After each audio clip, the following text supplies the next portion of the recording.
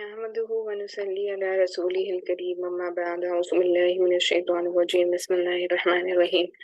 A very warm welcome to you all. आज हमारे खुलासतुल कुरान में हम पारा नंबर 30 का खुलासा करेंगे। गुज़श्ता नशस्त में पारा नंबर 29 का हमने खुलासा किया था।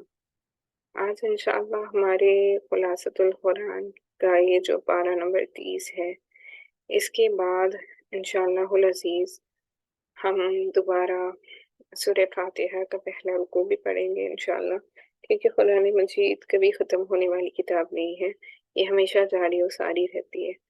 तो हम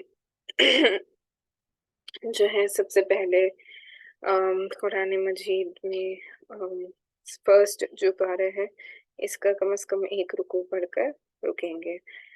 इसके अलावा मैं आपसे जो बात कहना चाह रही थी वो ये है कि आज चूँकि हमारा खुलासतुल कुरान का आखिरी पारा है, तो इंशाअल्लाह हम इसके बाद दुआ भी करेंगे, तकमील कुरान की दुआ भी होगी। और इसके बाद इंशाअल्लाह मैं आपसे ये भी गुज़ारिश करना चाह रही थी कि इंशाअल्लाह मेरा ये इरादा था कि जैसे हमने खुलासा कंप्लीट किया है, इसी तरीके से हम अल्लाह ने चाहा तो मेरा तो ये इरादा है कि हम मुकम्मल कुरान मजीद को तर्जुमे और तफसीर से पढ़ें। और अगर आपका भी इसमें शौक़ हुआ तो मैं चाहूँगी कि हम साथ मिलकर इसी तरीके से जैसे हमने कुरान मजीद का खुलासा कंप्लीट किया है, ऐसे ही मैं रिकॉर्डिंग या लेक्चर या अगर आप इंटरेस्टेड हैं लाइव क्लासेस में तो लाइव क्लासेस कंडक्ट किया करो। तो प्लीज़ अपना फीडबैक दीजिएगा कि आपको इन खुलासतुल कुरान की क्लासेस लेकर कैसा महसूस हुआ और आपका क्या फीडबैक है कि आप क्या चाहते हैं कि आप अगली नशिस्त में हम कुरान मजीद का तर्जुमा और तफसीर स्टार्ट करें।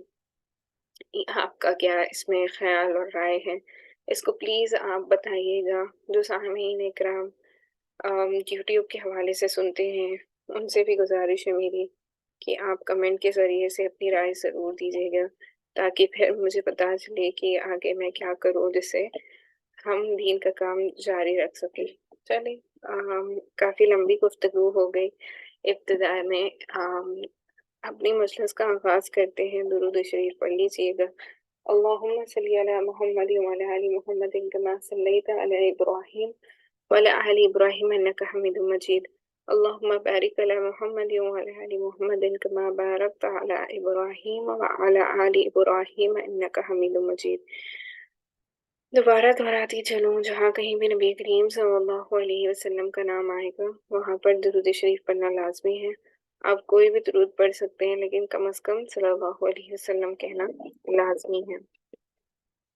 तो चलिए हम अपने पारा नंबर 30 का आगाज़ करते हैं। तो पारा नंबर 30 का नाम है अम्मा, और पारा नंबर 30 में जो सबसे पहला सूरा शुरू होता है वो है सूरह अन-नबा। तो अल्लाह सुब्हानहू व तआला ने जो सबसे पहला इसमें सूरह जिसके बारे में मिलता है वो है सूरह नबा। तो नबा खबर को कहते हैं, खबर यानी कि जैसे न्यूज़ इसको कहते हैं। तो ये लफ्ज़ जो है दूसरी आयत में मौजूद है, इसी मुनासिबत से इसका नाम नबा रखा गया है। और सबसे पहली चीज़ जिसके बारे में अल्लाह सुब्हानहू व तआला ने इसमें इरशाद फरमाया है वो है मुनकिरीन क़यामत का ज़िक्र, जो क़यामत का इनकार करते हैं ना, उनका ज़िक्र अल्लाह ने यहाँ पे किया है। आयत नंबर 1 और 2 में अल्लाह सुब्हानहू व तआला इरशाद फरमाते हैं अम्मा यतसाअलून अनिन नबइल अज़ीम। यहाँ मुनकिरीन क़यामत की बातों का तज़किरा हो रहा है। नबा अज़ीम से मुराद क़यामत है, यानी खबर जो सबसे बड़ी खबर है और जो होना बरहक है। वो कौन सा दिन है? वो क़यामत का दिन है। अल्लाह ने इसको बार बार वजाहत के साथ जगह जगह पर कुरान मजीद में बयान फरमाया है, और तमाम उम्मत के लोगों के लिए इसमें निशानियां हैं कि हम उस दिन से डरें जब हमारा हिसाब व किताब लिया जाएगा। तो कुफ़ार जो थे वो बतौर मज़ाक के क़यामत के मुतालिक फ़ुज़ूल क़िस्म के सवालात करते थे। इससे इनका मकसद आखिरत को मानना नहीं था। तो इनका یہ جو سوال کیا کرتے تھے، ان کا مقصد آخرت کے بارے میں جاننا اور اس کو ماننا نہیں تھا، بلکہ مذاق اڑانا ہوا کرتا تھا۔ تو وہ فضول قسم کے سوالات کیا کرتے تھے۔ تو پھر اللہ تعالیٰ نے آنے والی آیت میں کائنات میں پھیلی ہوئی بے شمار نعمتوں کا ذکر کیا ہے، جن نعمتوں کو یہ کفار بھی تسلیم کرتے تھے۔ گویا اللہ تعالیٰ کی قدرت کو مانتے تھے لیکن قیامت کو نہیں مانتے۔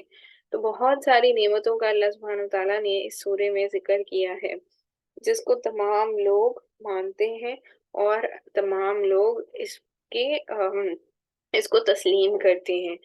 تو لیکن یہ جو کفار و مشرکین تھے، یہ قیامت کے دن کو نہیں مانتے تھے۔ تو یہاں انہیں سمجھایا جا رہا ہے کہ جس طرح اللہ تعالیٰ دیگر نعمتوں کو بنانے پر قادر ہے، اسی طرح اللہ تعالیٰ مرنے کے بعد انسانوں کو دوبارہ اٹھانے پر بھی قادر ہے، یعنی کہ انسان کو ایک بار مرنے کے بعد دوبارہ اٹھانے پر اللہ سبحانہ وتعالیٰ قدرت رکھتا ہے۔ اس کو یہاں پہ بیان کیا گیا ہے۔ اگلی چیز جو اللہ سبحانہ وتعالیٰ نے یہاں پہ ارشاد فرمائی ہے وہ ہے متقین کا انجام، کہ متقین کا کیا انجام ہوگا، جو نیک ہیں، جو پرہیزگار ہیں، جو تقوی پرست ہیں، ان کا کیا انجام ہوگا۔ اللہ سبحانہ وتعالیٰ آیت نمبر 31، 32 اور 33 میں ارشاد فرماتے ہیں ان للمتقین مفازا حدائق واعنابا وکواعب اترابا۔ گزشتہ آیت میں منکرین قیامت کا اور آخرت کے حالات اور عذاب کا ذکر فرمایا تھا۔ اب یہاں ان کے مقابلے میں ماننے والے جو متقین ہیں، ان کے لیے جنت کی نعمتوں کا ذکر ہے۔ متقین کے لیے اس دن جنت ہوگی، باغات ہوں گے، انگور اور ہم عمر نوجوان ہم عمر ہم عمر نوخیز بیویاں ہوں گی، جنہیں حوریں کہا جاتا ہے نا، ان کے بارے میں یہاں پر ذکر ہے۔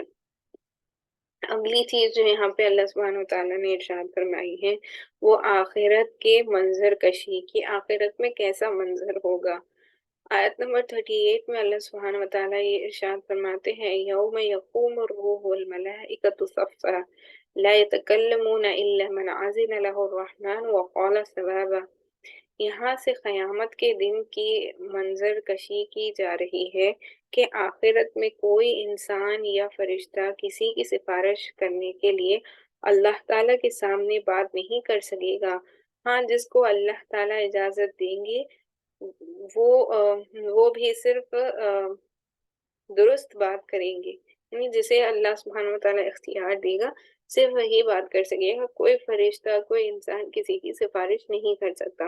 لیکن یہاں پر یاد رکھیں ہمارے نبی پاک صلی اللہ علیہ وسلم کی سفارش کو قبول کیا جائے گا، اور وہی ایک ذات بابرکت ہوگی جو قیامت کے دن جب نفسا نفسی کا عالم ہوگا اور ہر ایک انسان اپنے اعمال کو لے کر بڑا پریشان ہوگا کہ میرا بن جائے، میں بچ جاؤں، تو اس حالت میں بھی صرف اور صرف اللہ کے نبی صلی اللہ علیہ وسلم ہی ہوں گے جو اللہ سے کہہ رہے ہوں گے یا ربی امتی امتی، یا اللہ میری امت، یا اللہ میری امت۔ تو اللہ کے نبی صلی اللہ علیہ وسلم کی سفارش کو قبول کیا جائے گا۔ تو وہی بتایا جا رہا ہے کہ اللہ سبحانہ وتعالیٰ جسے اجازت دے صرف وہی سفارش کر سکتے ہیں۔ تو قیامت کے دن اللہ تعالیٰ جانوروں کو بھی میدان میں جمع کر کے ظالم جانور سے مظلوم جانور کا بدلہ دلوا کر انہیں مٹھی کر دیں گے۔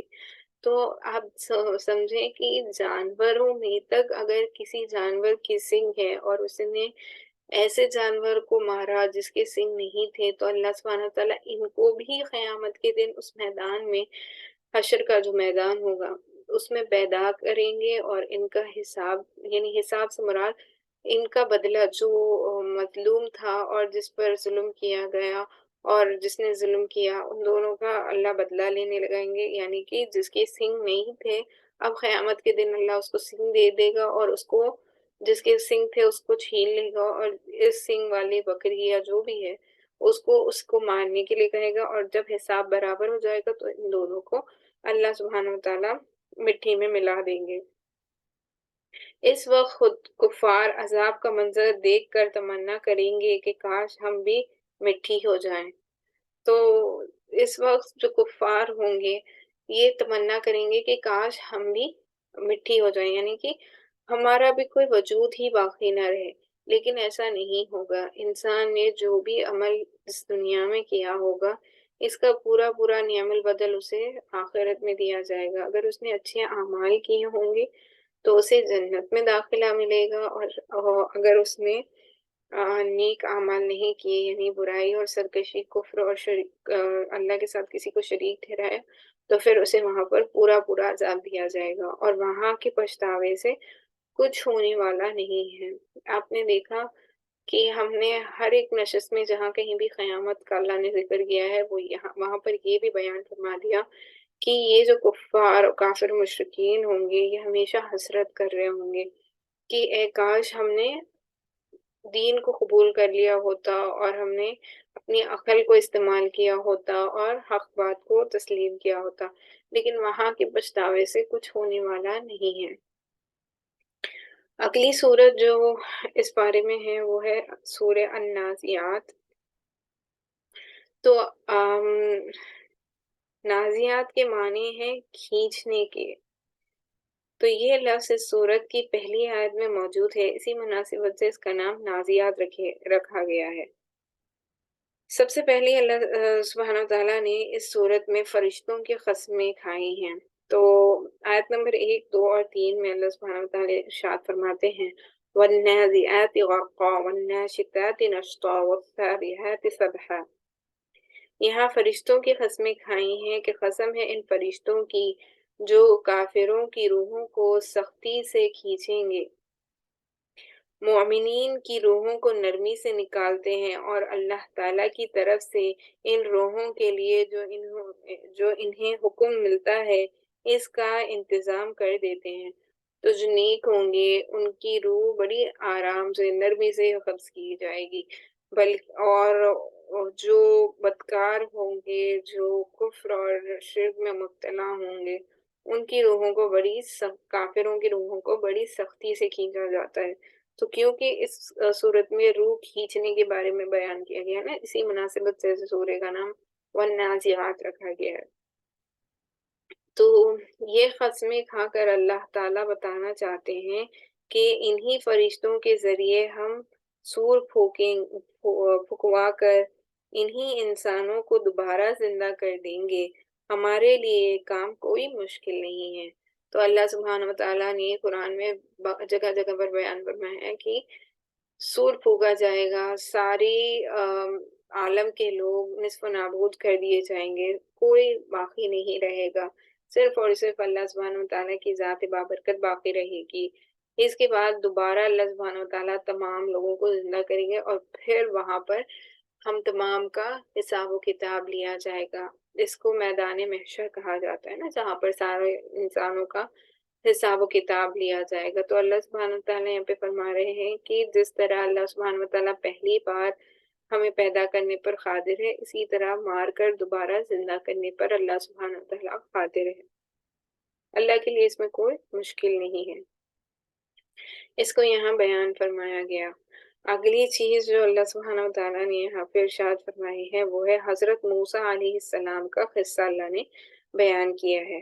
تو آیت نمبر 15 اور آیت نمبر 16 میں اللہ سبحانہ وتعالیٰ ارشاد فرماتے ہیں حل اتاک حدیث موسیٰ اذ ناداہ ربہ بالواد المقدس طویٰ۔ حضرت موسیٰ علیہ السلام کو اللہ تعالیٰ نے نبوت عطا کر کے فرمایا کہ فرعون کے پاس جائیں، وہ سرکش ہو چکا ہے۔ تو فرعون نشانیاں دیکھ کر نہ مانا بلکہ مقابلے پر اتر آیا اور اپنے بارے میں کہا کہ میں تمہارا اعلی درجے کا پروردگار ہوں۔ فقال انا ربکم الاعلی، یہ جو آیت ہے یہی اس کا معنی ہے کہ اس نے یہ دعویٰ کیا کہ میں ہی اعلیٰ درجے کا پروردگار ہوں، معاذ اللہ، اس نے اپنے آپ کو خدا سے ملا دیا۔ اللہ تعالیٰ نے دنیا میں غرق ہونے کی صورت میں عذاب دیا، اور آخرت میں جہنم کی آگ ہوگی جس سے ان کو عذاب دیا جائے گا۔ پھر اللہ تعالیٰ نے اپنی قدرت کی عظیم نشانی آسمان، زمین، رات اور دن، پہاڑوں کا ذکر فرما کر آخرت کے منظر کشی کی ہے کہ آخرت میں کیسا منظر ہوگا۔ ہر چیز ریزہ ریزہ کر دی جائے گی، کوئی چیز باقی نہیں رہے گی۔ कुफ़ार बार बार नबी करीम सल्लल्लाहु अलैहि वसल्लम से क़यामत के बारे में पूछते थे कि कब आएगी, क़यामत कब आएगी ना। तो यहाँ इन्हें जवाब दिया गया है कि क़यामत का इल्म तो सिर्फ अल्लाह ताला ही के पास है। कुफ़ार जब आखिरत में पहुंच जाएंगे तो इन्हें आलम आलम दुनिया या आलम बरज़ख का ज़माना एक शाम या एक सुबह जितना मालूम होगा, क्योंकि इतनी लंबी मुद्दत होगी वहाँ की, वहाँ हमेशा हमेशा रहने की ज़िंदगी है ना। ये ज़िंदगी जो अब हम दुनिया में जी रहे हैं, ये मुख्तसरन ज़िंदगी है, इसको ख़त्म होना है। लेकिन वो वाली ज़िंदगी जो मरकर दोबारा उठाए जाएंगे और फिर अल्लाह सुब्हानहू व तआला हिसाब किताब लेंगे, और फिर जो हमारा अंजाम होगा, या तो हम जन्नत में जाने वाले होंगे या जहन्नम में जाने वाले होंगे। वहाँ की ज़िंदगी हमेशा हमेशा की ज़िंदगी है कि वहाँ पर एक बार जो फैसला हो गया वो तब्दील नहीं होगा। मुखातिब भी इन कुफ़ार और मुशरिकीन को करके कहा जा रहे हैं कि जब इन्हें जहन्नम में लेकर जाया जाएगा तो ये हसरत और तमन्ना करेंगे कि इन्हें दुनिया में भेज दिया जाए, और दुनिया में जो इन्होंने ज़िंदगी गुजारी होगी और आलम बरज़ख में जो ज़िंदगी गुजारी होगी, वो बिल्कुल इन्हें एक दिन या एक शाम के बराबर लगेगी। तो आप गुमान कर सकते हैं कि कितनी बड़ी मुद्दत और वो हमेशा हमेशा की ज़िंदगी होगी वहाँ की। इसके बाद अगली सूरत जो पारे नंबर 30 में है वो है सूरह अबसा। तो अबसा का माना है कि नाखुश होना। तो ये लफ्ज़ पहली आयत में मौजूद है, इसलिए इस सूरत का नाम अबसा रखा गया है। सबसे पहली आयत, दूसरी और तीसरी आयत में अल्लाह सुब्हानहू व तआला इरशाद फरमाते हैं, अबसा व तवल्ला अन जाअहुल अअमा व मा युदरीका लअल्लहु यज़्ज़क्का। एक मर्तबा नबी करीम सल्लल्लाहु अलैहि वसल्लम कुरैश के बड़े-बड़े सरदारों को तबलीग करने में मसरूफ़ थे। हज़रत अब्दुल्ला बिन उम्मे मक्तूम रज़ी अल्लाह तआला अन्हु आए, जो कि नाबीना थे। तो ये जो सहाबी थे जिनका नाम अब्दुल्ला इब्न मक्तूम रज़ी अल्लाह तआला अन्हु मिलता है, ये नाबीना थे, देख नहीं सकते थे, और आप सल्लल्लाहु अलैहि वसल्लम से कुछ सीखने की दरख्वास्त की। तो नाबीना होने की वजह से इन्हें मालूम न हुआ कि आप सल्लल्लाहु अलैहि वसल्लम किस काम में मसरूफ़ हैं। तो हुज़ूर पाक सल्लल्लाहु अलैहि वसल्लम को ये बात पसंद न आई। नबी करीम सल्लल्लाहु अलैहि वसल्लम का ये तर्ज़ अल्लाह ताला को पसंद न आया। कुफ़ार चले गए तो इस वक़्त ये सूरत नाज़िल हुई।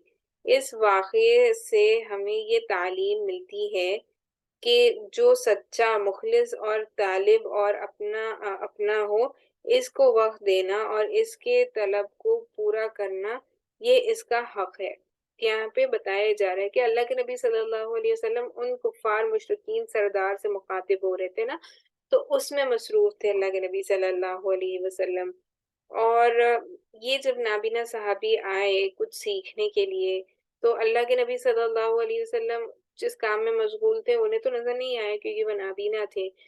लेकिन हुज़ूर पाक सल्लल्लाहु अलैहि वसल्लम को ये बात पसंद नहीं आई कि जब वो इन सरदारों से मसरूफ़ है तब ये सहाबी आए। तो अल्लाह ने इस चीज़ को नापसंद फरमाया और ये फरमाया कि ये जो सहाबी हैं ये मुखलिस यानी अल्लाह ही की रज़ा के लिए आपसे कुछ सीखने के लिए आए हैं। तो यहाँ से पता ये चला कि जो सच्चे मुखलिस और तालिब होते हैं, जो दीन का इल्म हासिल करना चाहते हैं, उनको अपना वक़्त देना चाहिए और इसकी तलब को पूरा करना चाहिए। ये इसका हक़ है, ना कि उन कुफ़ार और मुशरिकीन से आप मुख़ातिब हो। इसको यहाँ पे बयान किया गया है। अगली चीज़ जो इस सूरत में अल्लाह ने नाज़िल फरमाई है वो है क़यामत की मंज़रकशी की, कि क़यामत में किस तरीके से मंज़र होगा।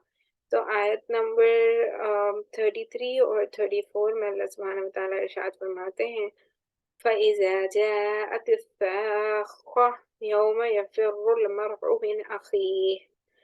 गुज़िश्ता आयात में कायनात में इंसानों के फ़ायदे के लिए बेशुमार नेमतों का ज़िक्र था। अब यहाँ से आखिरत की मंज़रकशी की जा रही है कि जब कान फाड़ने वाली आवाज़ سور آ جائے گی، یعنی یہ سور پھونکا جائے گا، تو وہ ایسی آواز ہوگی جو کانوں کو چیر پھاڑ دے گی اور سارے کے سارے انسان غرق ہو جائیں گے۔ اس سے مراد فیصلے کا دن ہے، اور وہ دن اتنا سخت ہوگا کہ کوئی کسی کا نہیں ہوگا، حتیٰ کہ آدمی اپنے بھائی سے بھاگے گا، ماں باپ سے، بیوی بچوں سے بھاگیں گے، ایک ایک نیکی مانگتے پھریں گے، لیکن کوئی کسی کو ایک نیکی دینے کے لیے تیار نہ ہوگا، کوئی کسی کو کوئی نیکی نہیں دے گا اس دن۔ اس سے ہمیں یہ سبق ملتا ہے کہ موت سے پہلے سچی توبہ کر کے اپنے رب کو راضی کر لیں اور آخرت کے لیے نیکیاں جمع کر لیں، تاکہ وہاں کسی سے مانگنے کی ضرورت نہ پڑے۔ آپ یاد رکھیں کہ یہ دنیا ایسی فانی جگہ ہے، سارے رشتے، ہر چیز آپ جب اس دنیا سے چلے جائیں گے نا، تو بس ان للہ و ان الیہ راجعون یہی کہا جائے گا۔ اس کے علاوہ کوئی آپ کے ساتھ آنے والا نہیں، کوئی آپ کے ساتھ جو حساب و کتاب ہوگا، نہ اس میں کوئی شریک ہو سکتا ہے، نہ آپ کو کوئی نیکی دینے والا ہے۔ اس وجہ سے ہم سبھی کو چاہیے کہ ہم اس دنیا میں رہتے ہوئے آخرت کی تیاری کو سب سے مقدم رکھیں اور آگے بڑھ کر دین کے کاموں کو سیکھیں، سمجھیں، قرآن مجید کو پڑھیں، تو اس کا ترجمہ اور تفسیر پڑھیں، اس کو سمجھنے کی کوشش کریں، اس کو اپنی زندگیوں میں لانے کی کوشش کریں، تبھی ہم نجات پانے والے ہو سکتے ہیں۔ یاد رکھیں کہ وہاں کوئی آپ کو کوئی نیکی دینے والا نہیں ہے، جس سے بھی آپ نے جتنی بھی دنیا میں محبت کی ہوگی، وہ بس آپ کو دفنا کر چلے جائیں گے۔ کوئی بھی آپ کے ساتھ نہیں آنے والا، نہ کوئی آپ کے ساتھ کوئی نیکی دینے والا۔ تو اس پر ہمیں سب کو غور و فکر کرنا چاہیے کہ کس طریقے سے میں نیکی کروں جس سے مجھے کسی کو وہاں پر مانگنے کی ضرورت نہ پڑے نا، یا یہ بھی رکھا جائے کہ ہم صرف اور صرف اللہ سبحانہ وتعالیٰ کی رحم و کرم سے ہی جنت میں جا سکتے ہیں، لیکن اس کا مطلب یہ نہیں ہے کہ بندہ کوشش ہی نہ کرے نا۔ اللہ نے بتایا کہ ہم سبھی کو چاہیے کہ ہم بار بار نیکیاں کرنے والے بنیں، تو ہم سبھی کو نیکیوں کو جمع کرتے رہنا چاہیے تاکہ ہم جنت میں جانے والے بن جائیں۔ اگلا سورہ جو ہے وہ ہے سورہ التکویر۔ تو تکویر کا معنی ہے لپیٹنا۔ جب قیامت ہوگی تو سورج کو لپیٹ دیا جائے گا، اسی مناسبت سے اس کا نام تکویر رکھا گیا ہے۔ تو قیامت کی حالت و واقعات کو اللہ سبحانہ وتعالیٰ نے اس میں بیان کیا ہے۔ آیت نمبر 1 اور آیت نمبر 2 میں اللہ سبحانہ وتعالیٰ فرماتے ہیں اِذَا الشَّمْسُ كُوِّرَتْ وَإِذَا النُّجُومُ انكَدَرَتْ۔ سورت کے شروع سے لے کر آیت نمبر 14 تک قیامت کا منظر پیش کیا گیا ہے۔ سورج کو لپیٹ کر بے نور کر دیا جائے گا، ستارے ٹوٹ جائیں گے، پہاڑ چلا دیے جائیں گے، یعنی کہ ریزہ ریزہ کر دیے جائیں گے۔ ایسا ہولناک منظر ہوگا کہ 10 ماہ کی گابھن اور اونٹنی کی بھی کوئی پرواہ نہیں کریں گے۔ تو عرب کے یہاں ایسی اونٹنی بہت قیمتی ہوتی تھی، یعنی کہ جس کی بچہ ہونے والا ہو نا 10 ماہ کی، تو اس اونٹنی کو بڑا قیمتی سمجھا جاتا تھا، لیکن اس وقت یہ بیکار چھوڑ دی جائے گی۔ سارے جانور خوف کے مارے اکٹھے ہو جائیں گے اور زندہ در اور جو ہے زندہ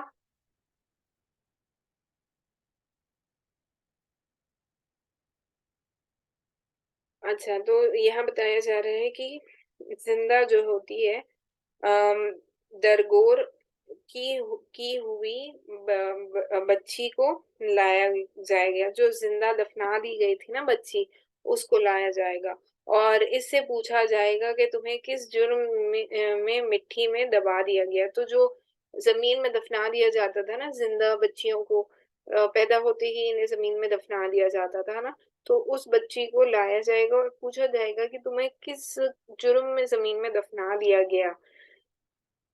تو اس سے مقصود مجرمین کو سزا دینا ہوگا کہ جنہوں نے ناحق ان معصوم بچیوں کو زمین میں دفنا دیا ہوگا۔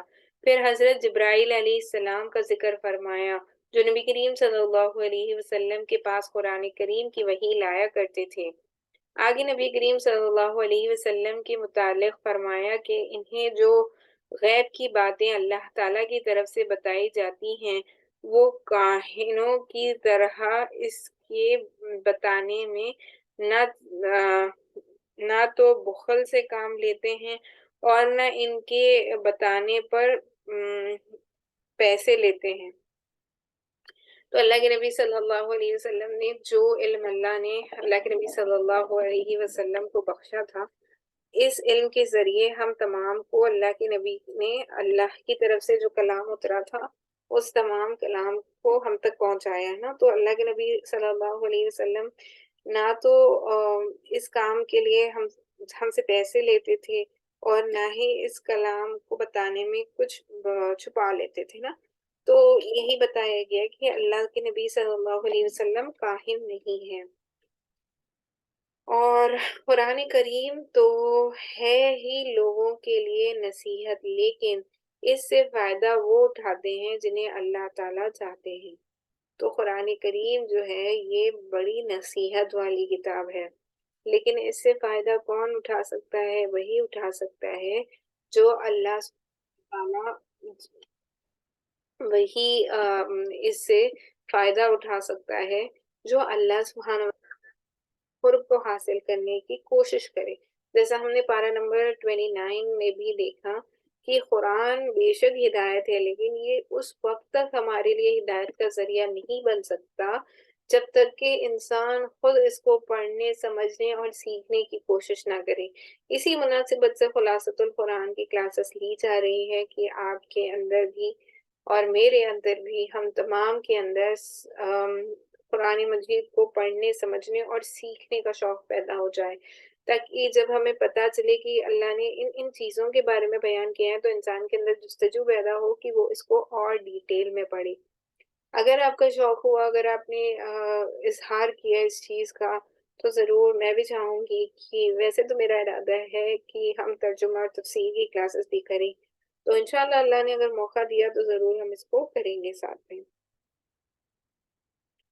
تو یہاں پہ اللہ سبحانہ تعالیٰ فرما رہے ہیں کہ قرآن کریم جو ہے بے شک ہدایت ہے، لیکن وہ انہی کو فائدہ دے گی جو خود بھی محنت کریں اس کو سیکھنے، سمجھنے اور جاننے کے لیے۔ اسی وجہ سے یہاں پہ فرمایا گیا ہے کہ جنہیں اللہ تعالیٰ چاہتا ہے نا اسی کو اس سے ہدایت ملتی ہے۔ اس سے مراد وہی لوگ ہیں جو دین کو سیکھنے کی، سمجھنے کی کوشش میں آگے بڑھیں۔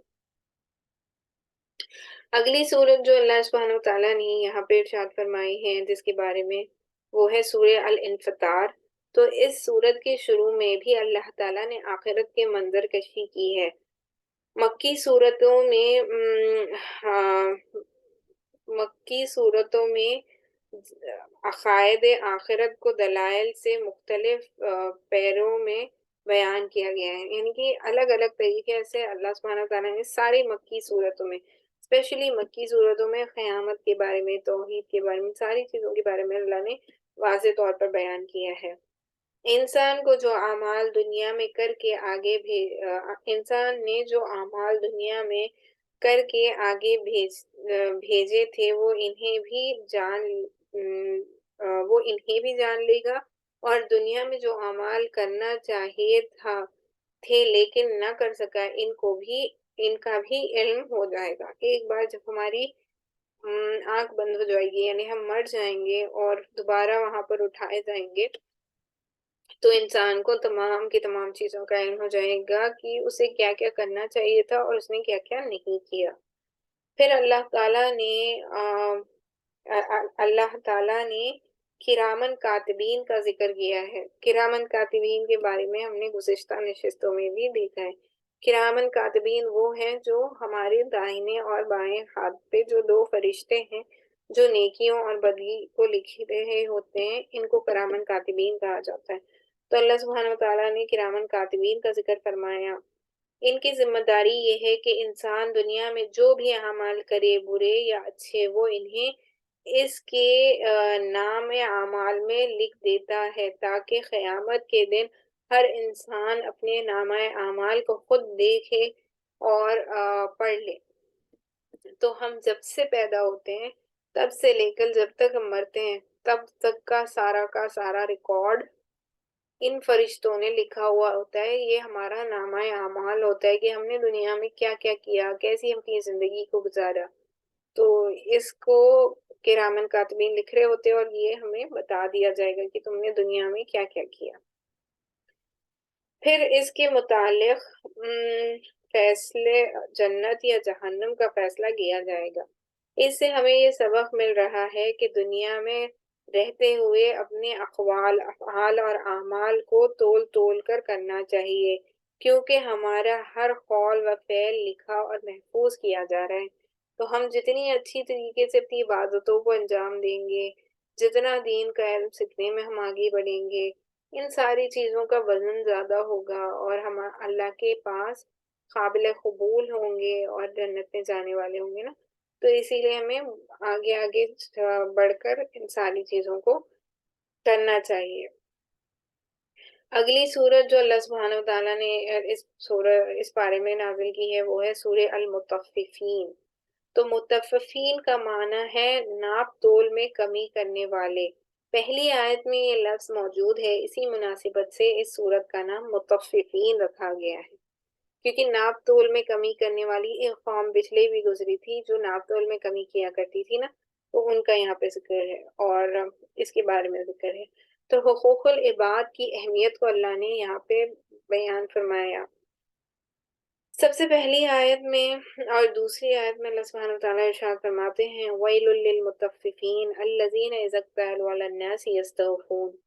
سورت کی ابتدائی آیت میں ان لوگوں کے لیے ہلاکت کی سخت وعید سنائی گئی ہے جو دوسرے سے اپنا حق لیتے وقت پورا پورا وصول کرتے ہیں مگر انہیں ان کا حق دیتے وقت کمی بیشی کر دیتے ہیں۔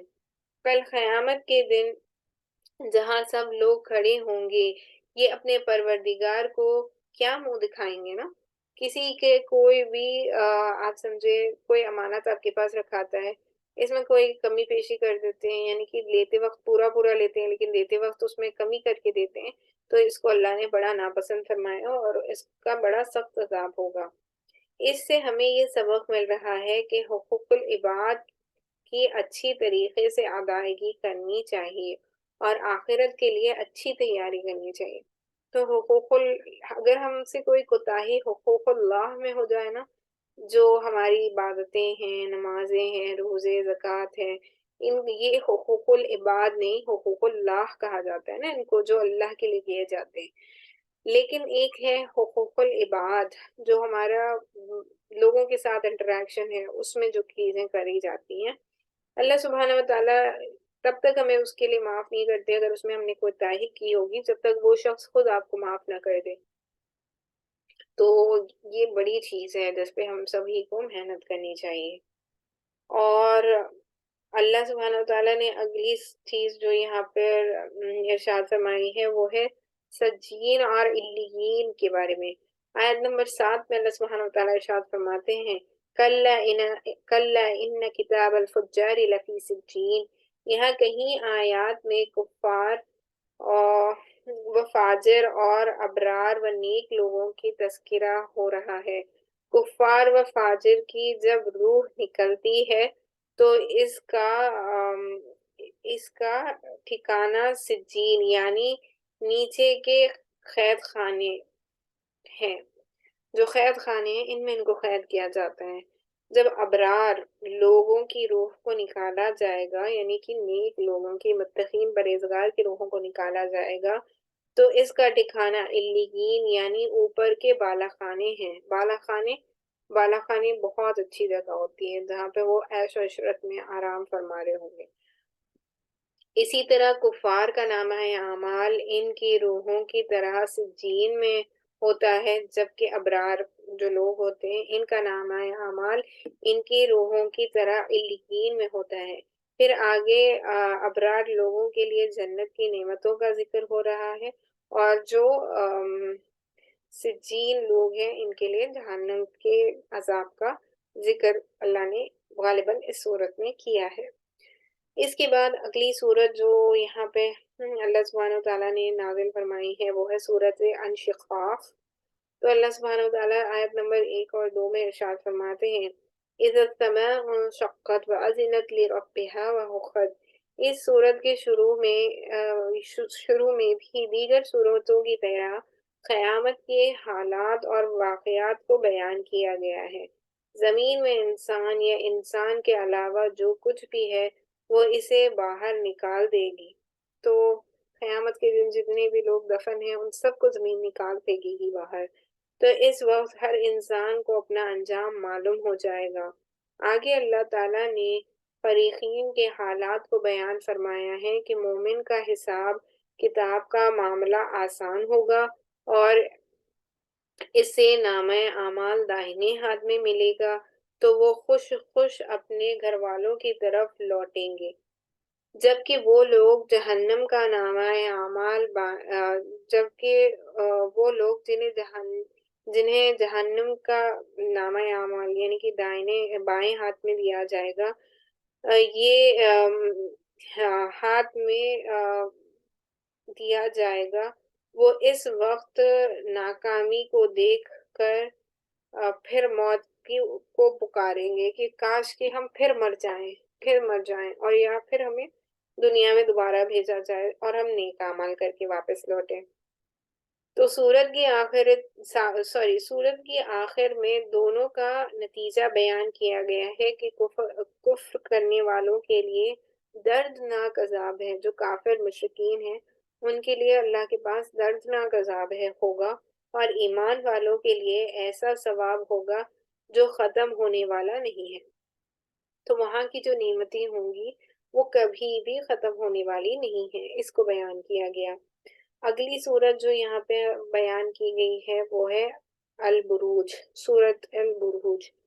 تو خندق والوں کا واقعہ، تو غزوہ خندق جو خندق کھودا گیا تھا نا، اس کے بارے میں اللہ نے یہاں پر ارشاد فرمایا ہے۔ آیت نمبر 1 2 3 4 پہلی 4 آیتوں میں اللہ سبحانہ وتعالیٰ ارشاد فرماتے ہیں وَالسَّمَاءِ ذَاتِ الْبُرُوجِ وَالْيَوْمِ الْمَوْعُودِ وَشَاهِدٍ وَمَشْهُودٍ قُتِلَ أَصْحَابُ الْأُخْدُودِ۔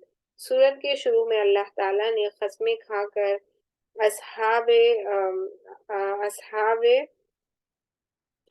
اخرود کی طرف اشارہ کیا ہے۔ یوم الموعود سے مراد قیامت کا دن ہے۔ ایک تفسیر کے مطابق شاہد سے مراد جمعہ کا دن ہے اور مشہور سے مراد عرفہ کا دن ہے۔ تو شاہد سے مراد کون سا دن ہے؟ جمعہ کا دن، اور آپ دیکھیں کہ مشہود جو یہاں پہ آیا ہے لفظ، اس سے مراد ہے عرفات کا دن۔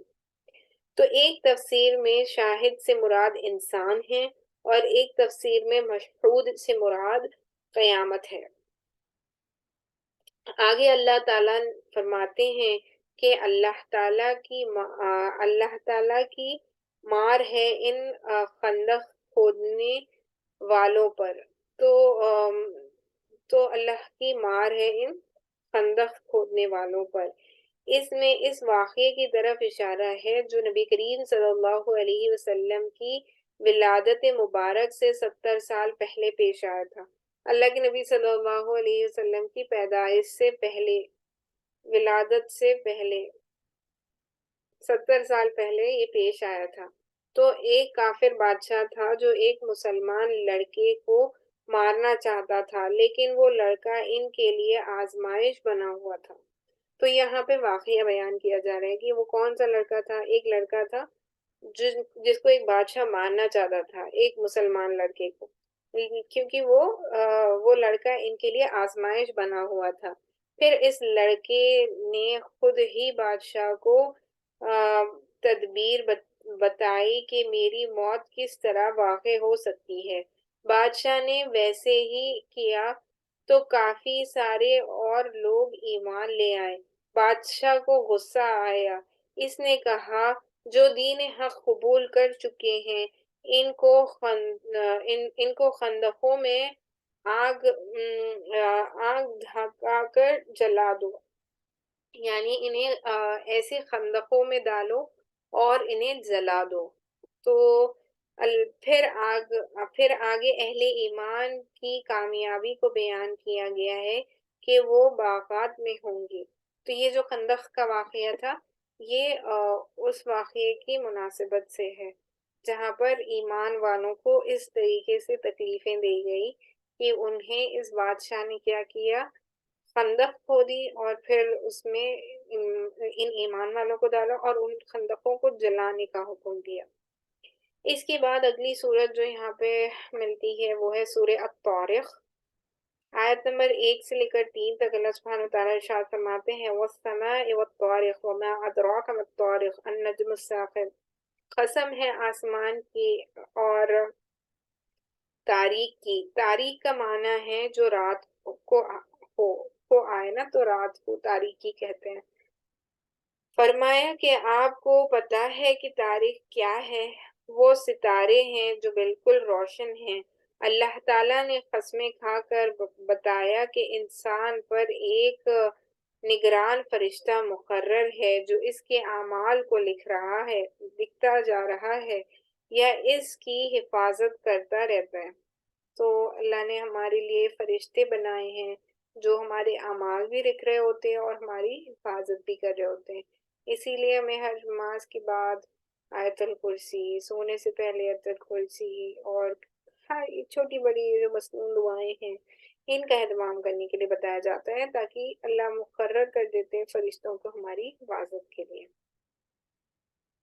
اس کے بعد اگلی چیز جو اللہ سبحانہ وتعالیٰ نے اس صورت میں ارشاد فرمایا ہے وہ ہے باسی بعد الموت کے بارے میں، یعنی مر کر دوبارہ اٹھائے جانے کے بارے میں دوبارہ اللہ نے یہاں پر ذکر کیا۔ آیت نمبر 5 میں اللہ سبحانہ وتعالیٰ ارشاد فرماتے ہیں فَلْيَنظُرِ الْإِنسَانُ مِمَّا خُلِقَ، یہاں انسان کی تخلیق کو بیان کر کے منکرین بعث بعد الموت کو سمجھایا جا رہا ہے کہ جنہیں شک تھا کہ انسان دوبارہ کیسے بنیں گے، ہڈیوں میں جان کیسے آئے گی، گوشت کیسے چڑھے گا۔ اللہ تعالیٰ فرماتے ہیں کہ تم نے دیکھا ہے کہ پانی کے نطفے سے اللہ تعالیٰ انسان کو بناتا ہے، تو بنے ہوئے انسان کو دوبارہ بنانا کیا مشکل ہے۔ تو اللہ نے انسان کو نطفے سے پیدا کیا نا، تو نطفہ ایک پانی کا ایسا خطرہ ہے کہ اللہ نے اس سے انسان کو بنایا۔ پھر انسان جب بن جاتا ہے تو وہ تکبر اور سرکشی میں مبتلا ہو جاتا ہے۔ تو انسان کو اللہ سبحانہ وتعالیٰ بار بار قرآن مجید میں جگہ جگہ پر یہ یاد دلا رہے ہوتے اور سوال کر رہے ہوتے کہ تم کو اپنی اصلیت کو نہیں بھولنا چاہیے کہ اللہ نے تمہیں کس چیز سے بنایا، پھر تمہارے پاس عقل کس چیز کی ہے نا، اس کو یہاں پہ بیان کیا گیا۔ اگلی سورت جو یہاں پر اس بارے میں ہے وہ ہے سورۃ الاعلیٰ۔ تو اللہ تعالیٰ کی تسبیح بیان کرنی چاہیے۔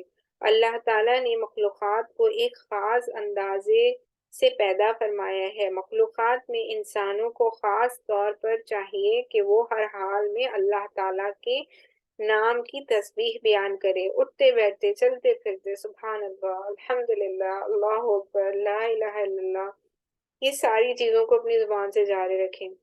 آگے قرآن کریم کی حقانیت یعنی سچے ہونے، حق ہونے کو اور نبی کریم صلی اللہ علیہ وسلم کا ذکر فرمایا کہ ہم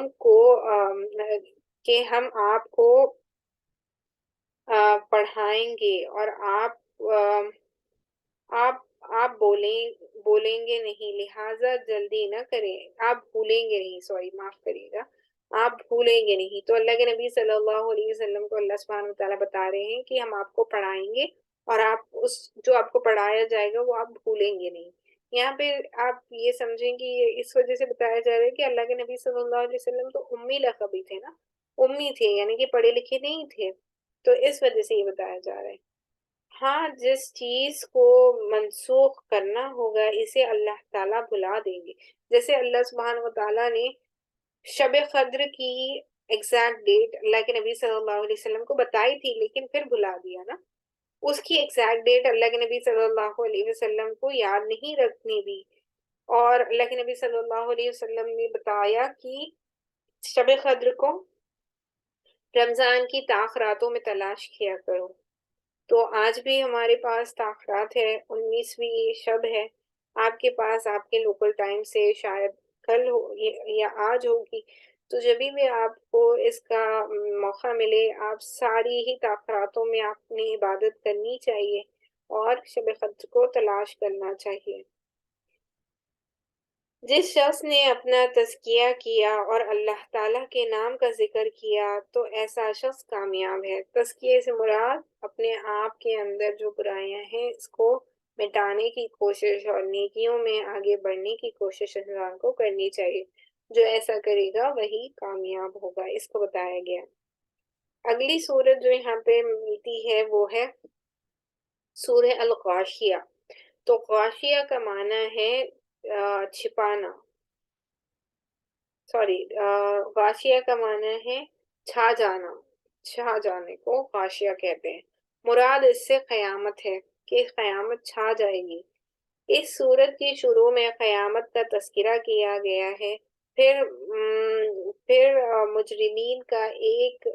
مجرمین کا کہ ان کے چہرے اترے ہوئے ہوں گے اور انہیں جہنم کی دقتیں ہوگی، آگ میں داخل کیے جائیں گے۔ ان ساری چیزوں کے بارے میں اللہ سبحانہ وتعالیٰ نے اس سورت میں نازل فرمایا ہے۔ آپ کو اس سے اندازہ ہو رہا ہوگا کہ ہمارے لیے کتنا اہم قیامت ہے نا کے بارے میں جاننا اور اس کے بارے میں سمجھنا پڑھنا، کیونکہ انسان دنیا میں رہ کر گناہوں میں مبتلا ہو جاتا ہے، غرق ہو جاتا ہے، اسی لیے بار بار اللہ سبحانہ وتعالیٰ آپ نے دیکھا ہوگا کہ بار بار قیامت کو یاد دلا رہے ہیں، قیامت کے بارے میں تذکرہ کر رہے ہیں۔ اتنا واضح دلیلیں، واضح طور پر اللہ نے اس کے بارے میں بیان کر دیا کہ ہم اگر اس کو بار بار پڑھتے ہیں تو ہمیں ڈر سا ہونے لگتا ہے نا، انسان کے اندر ایک استحضار پیدا ہونے لگتا ہے کہ ہمیں اپنے آپ کو جہنم سے واقعی میں بچانا ضروری ہے۔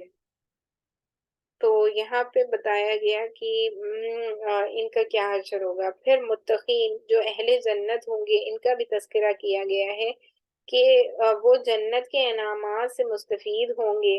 جنت میں بہت سے چشمے ہوں گے اور اونچی نشستیں اور پیالے، قالینیں اور تکیے ہوں گے جن پہ یہ بیٹھ کر آرام سے بیٹھے ہوں گے۔ پھر مشرکین کو سمجھانے کے لیے چار چیزوں کا تذکرہ کیا گیا ہے۔ اللہ نے چار چیزوں کا تذکرہ کیا ہے ان کو مشرکین کو سمجھانے کے لیے۔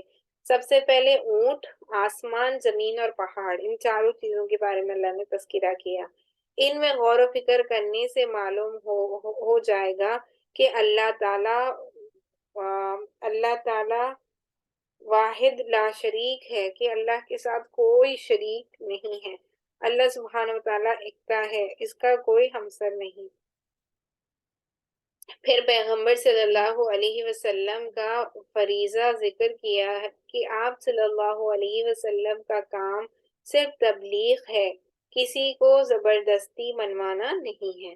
تو یہ اللہ کے نبی صلی اللہ علیہ وسلم کے بارے میں بتایا گیا کہ آپ بس ان تک اس حق کی دعوت کو پہنچا دیں، ایمان یہ لائیں یا نہ لائیں اس کا آپ پر کوئی وہ نہیں ہے، ذمہ داری نہیں ہے، نہ آپ ان پر زبردستی کر سکتے ہیں کہ یہ ایمان ہے۔ اگلی سورت جو ہمیں یہاں پہ ملتی ہے وہ ہے سورت الفجر۔ اس سورت کے شروع میں اللہ تعالیٰ نے قسمیں کھائی ہیں ذی الحجہ کی، فجر کی اور 10 راتوں کی۔ اس سے مراد ذی الحج کی پہلی 10 راتیں ہیں، اور جفت اور طاق کی، اور جفت سے مراد 10 ذی الحجہ کا دن اور طاق سے مراد 9 ذی الحجہ کا دن ہے۔ تو پہلے 10 دنوں کی بڑی فضیلت ہے۔ تو ان قسموں کا مقصد یہ ہے کہ اللہ تعالیٰ نیک لوگوں سے اچھائی کا معاملہ فرمائیں گے اور برے لوگوں سے برائی کا معاملہ فرمائیں گے۔ پھر سابقہ اقوام جو ہیں، جو پچھلی قومیں ہیں، سابقہ قومیں جو ہیں ان کے بارے میں اللہ سبحانہ وتعالیٰ یہاں پہ ارشاد فرماتے ہیں کہ سابقہ جو قومیں، اللہ سبحانہ وتعالیٰ ان کے بارے میں بیان فرما رہے ہیں۔ سابقہ اقوام جو پچھلی گزر چکی جو قومیں ہیں ان کے بارے میں اللہ نے یہاں پہ ذکر فرمایا. قوم سمود، قوم فرعون اور ان کی تباہی کا اللہ نے ذکر کیا ہے اس صورت میں.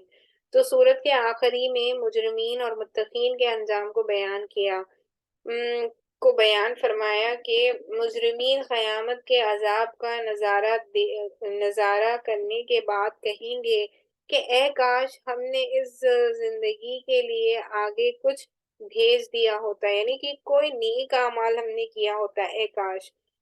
تو نفس مطمئنہ سے کہا جائے گا. نفس مطمئنہ متقین پرہیزگار لوگوں کی جو نفس ہوتی ہے، جو روح ہوتی ہے، اس سے کہا جائے گا. اس صورت کے آخری میں بڑی پیاری آیتیں ہیں. یا ایتها النفس المطمئنہ ارجعی الی ربک مرضیہ فادخلی فی عبادی وادخلی جنتی نا. یا ایتها النفس المطمئنہ ارجعی الی ربک راضیۃ مرضیہ فادخلی فی عبادی وادخلی جنتی، کہ اے مطمئن نفس اپنے پروردگار کی طرف آ جا، تو اللہ سے راضی، وہ تجھ سے راضی، اور ان سے کہا جائے گا کہ جنت میں داخل ہو جائے. اتنی بہترین اور پیاری آیتیں ہیں، آپ اس کا ضرور ترجمہ اور تفسیر پڑھیں.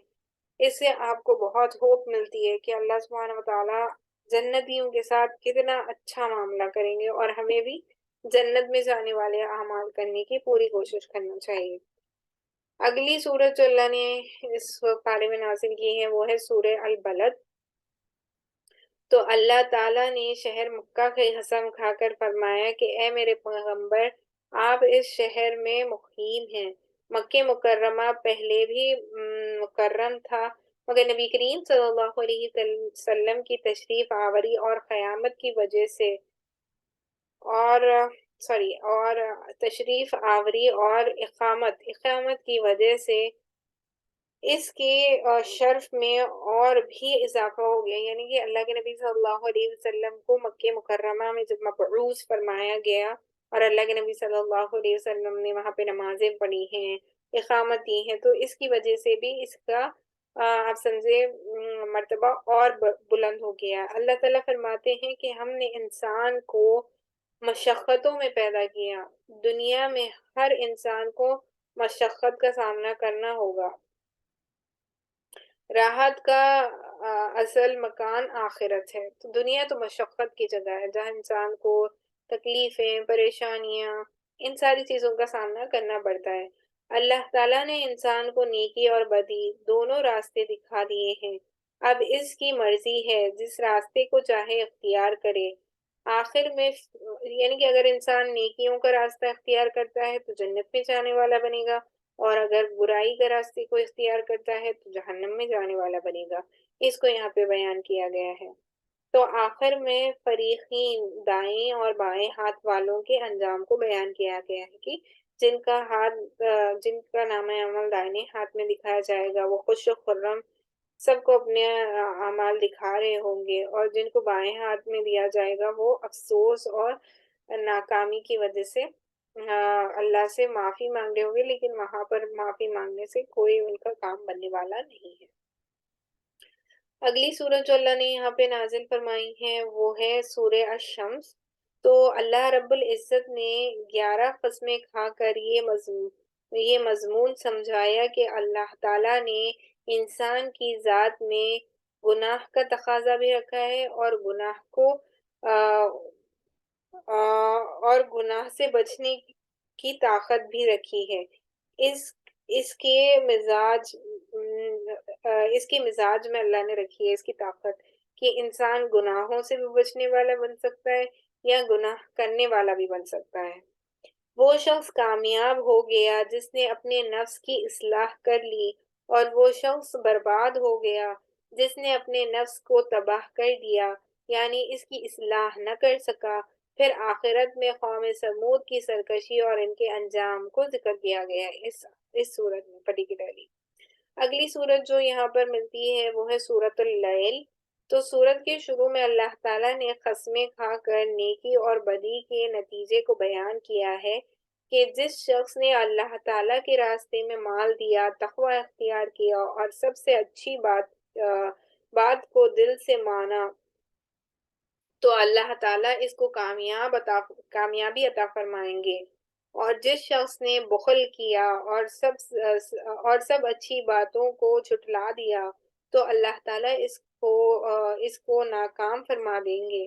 سورت کے آخر میں فرمایا کہ وہ شخص جو اللہ تعالیٰ سے بہت زیادہ ڈرتا ہے، اپنا مال راہ خدا میں خرچ کرتا ہے اور اس سے مقصود صرف اللہ تعالیٰ کی رضا ہے، ایسا شخص جہنم سے بہت دور ہوگا، یعنی جنت میں جانے والا ہوگا۔ وہ ہر کام صرف اور صرف اللہ ہی کی رضا کے لیے کرتا ہے کہ اللہ مجھ سے راضی ہو جائے۔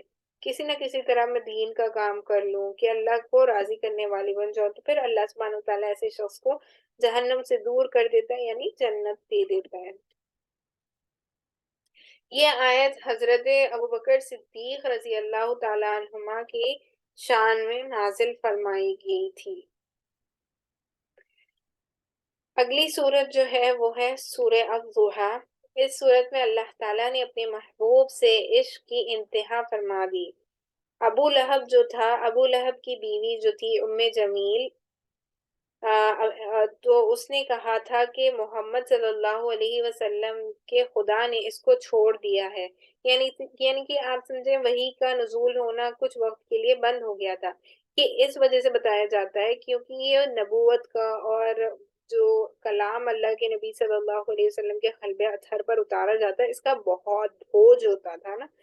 اگر بتایا جاتا ہے کہ اس کلام کو اگر کسی پہاڑ پر اتارا جاتا تو وہ ریزہ ریزہ ہو جاتا تھا، لیکن وہ ہمارے نبی کا خلق تھا جس میں اتنی صلاحیت تھی کہ وہ اس بوجھ کو اٹھا سکتا نا۔ تو اسی وجہ سے اللہ نے کچھ وقت تک وحی کا نزول ہونا بند ہو گیا تھا۔ تو ان کفار و مشرکین، جو ابو لہب کی بیوی تھی جس کا نام جمیل ملتا ہے، اس نے یہ کہنا شروع کر دیا کہ محمد صلی اللہ علیہ وسلم کے خدا نے اس کو چھوڑ دیا ہے۔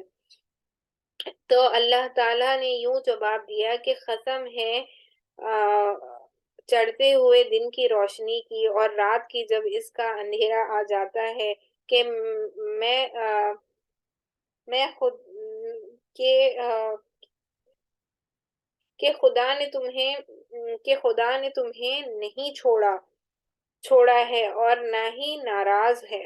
نہ تو اللہ سبحانہ وتعالیٰ اللہ کے نبی صلی اللہ علیہ وسلم سے ناراض تھے، نہ ناراضگی کی وجہ سے وحی بند ہوئی تھی، اور نہ اللہ سبحانہ وتعالیٰ نے اللہ کے نبی صلی اللہ علیہ وسلم کو چھوڑ دیا ہے۔ آگے مزید اپنے محبوب کو یقین دلانے کے لیے فرمایا کہ کیا ہم نے تمہیں یتیم نہیں پایا تھا، پھر تمہیں ٹھکانہ دیا، راستے سے ناواقف پایا تو راستہ دکھایا، یعنی دین اسلام کی طرف نا، اور تمہیں نادار پایا تو غنی کر دیا۔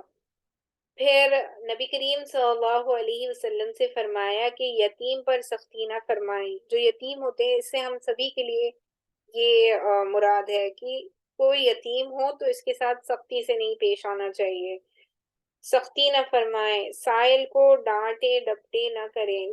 یہ کامن سی چیز ہے، آپ نے دیکھا ہوگا ہمارے کلچر میں کہ کوئی ساحل آ جاتا ہے، مانگنے والا آ جاتا ہے تو اسے بڑے برے انداز سے لوگ جانے کے لیے کہہ دیتے ہیں۔ یہ بالکل درست نہیں ہے، ڈانٹ ڈپٹ ان کے ساتھ کرنا یہ مناسب نہیں ہے۔ اور اپنے پروردگار کی نعمتوں کا تذکرہ کرتے رہنا۔ تو ان ساری چیزوں کو کرنے کے لیے اللہ سبحانہ تعالیٰ نے اللہ کے نبی صلی اللہ علیہ وسلم سے ارشاد فرمایا۔ اگلی صورت جو یہاں پہ ارشاد کی گئی ہے وہ ہے سورۃ النشر، سورہ نشر۔ تو اس صورت میں شق صدر کے واقعے کا تذکرہ کیا ہے اور فرمایا کہ ہم اپنے محبوب کا ذکر بلند کر دیں گے۔ شق صدر، آپ نے اگر سیرت کے حوالے سے سیرت کی کلاسز سنی ہوگی تو آپ کو پتا ہوگا کہ شق صدر کسے کہتے ہیں۔ اللہ کے نبی صلی اللہ علیہ وسلم کے دل مبارک کو نکال کر دھویا گیا، واپس رکھا گیا، آب زمزم سے اس کو دھویا گیا۔ تو غالباً اس طریقے سے اللہ کے نبی صلی اللہ علیہ وسلم کا شق صدر 4 دفعہ ہوا ہے۔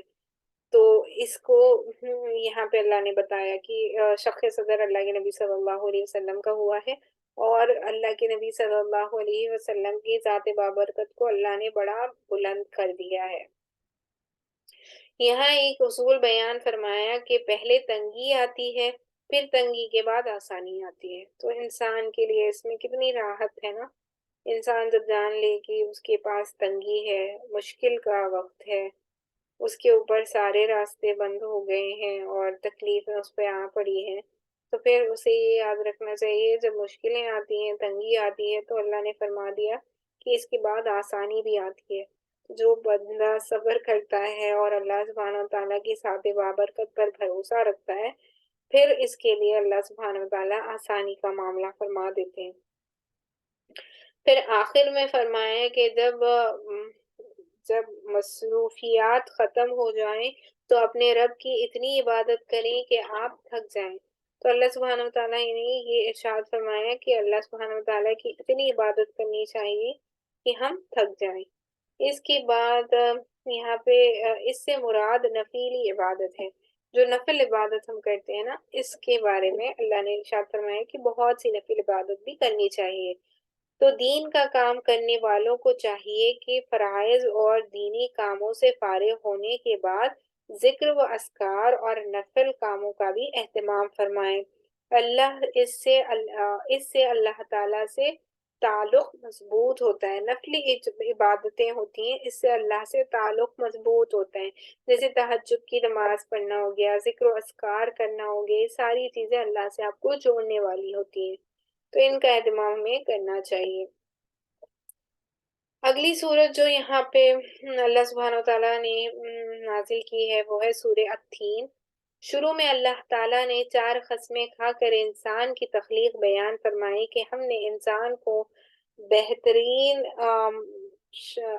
بہترین سانچے میں ڈھال کر پیدا کیا۔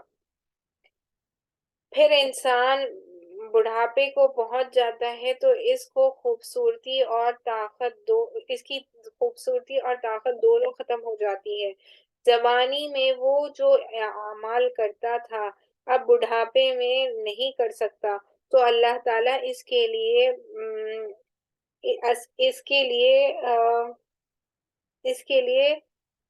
پینشن جاری فرما دیتے ہیں کہ اسے ان اعمال کا ثواب ملتا رہتا ہے جو اس نے آپ سمجھیں جوانی میں کیے ہوں، اس کا ثواب اسے بڑھاپے میں بھی ملتا رہتا ہے۔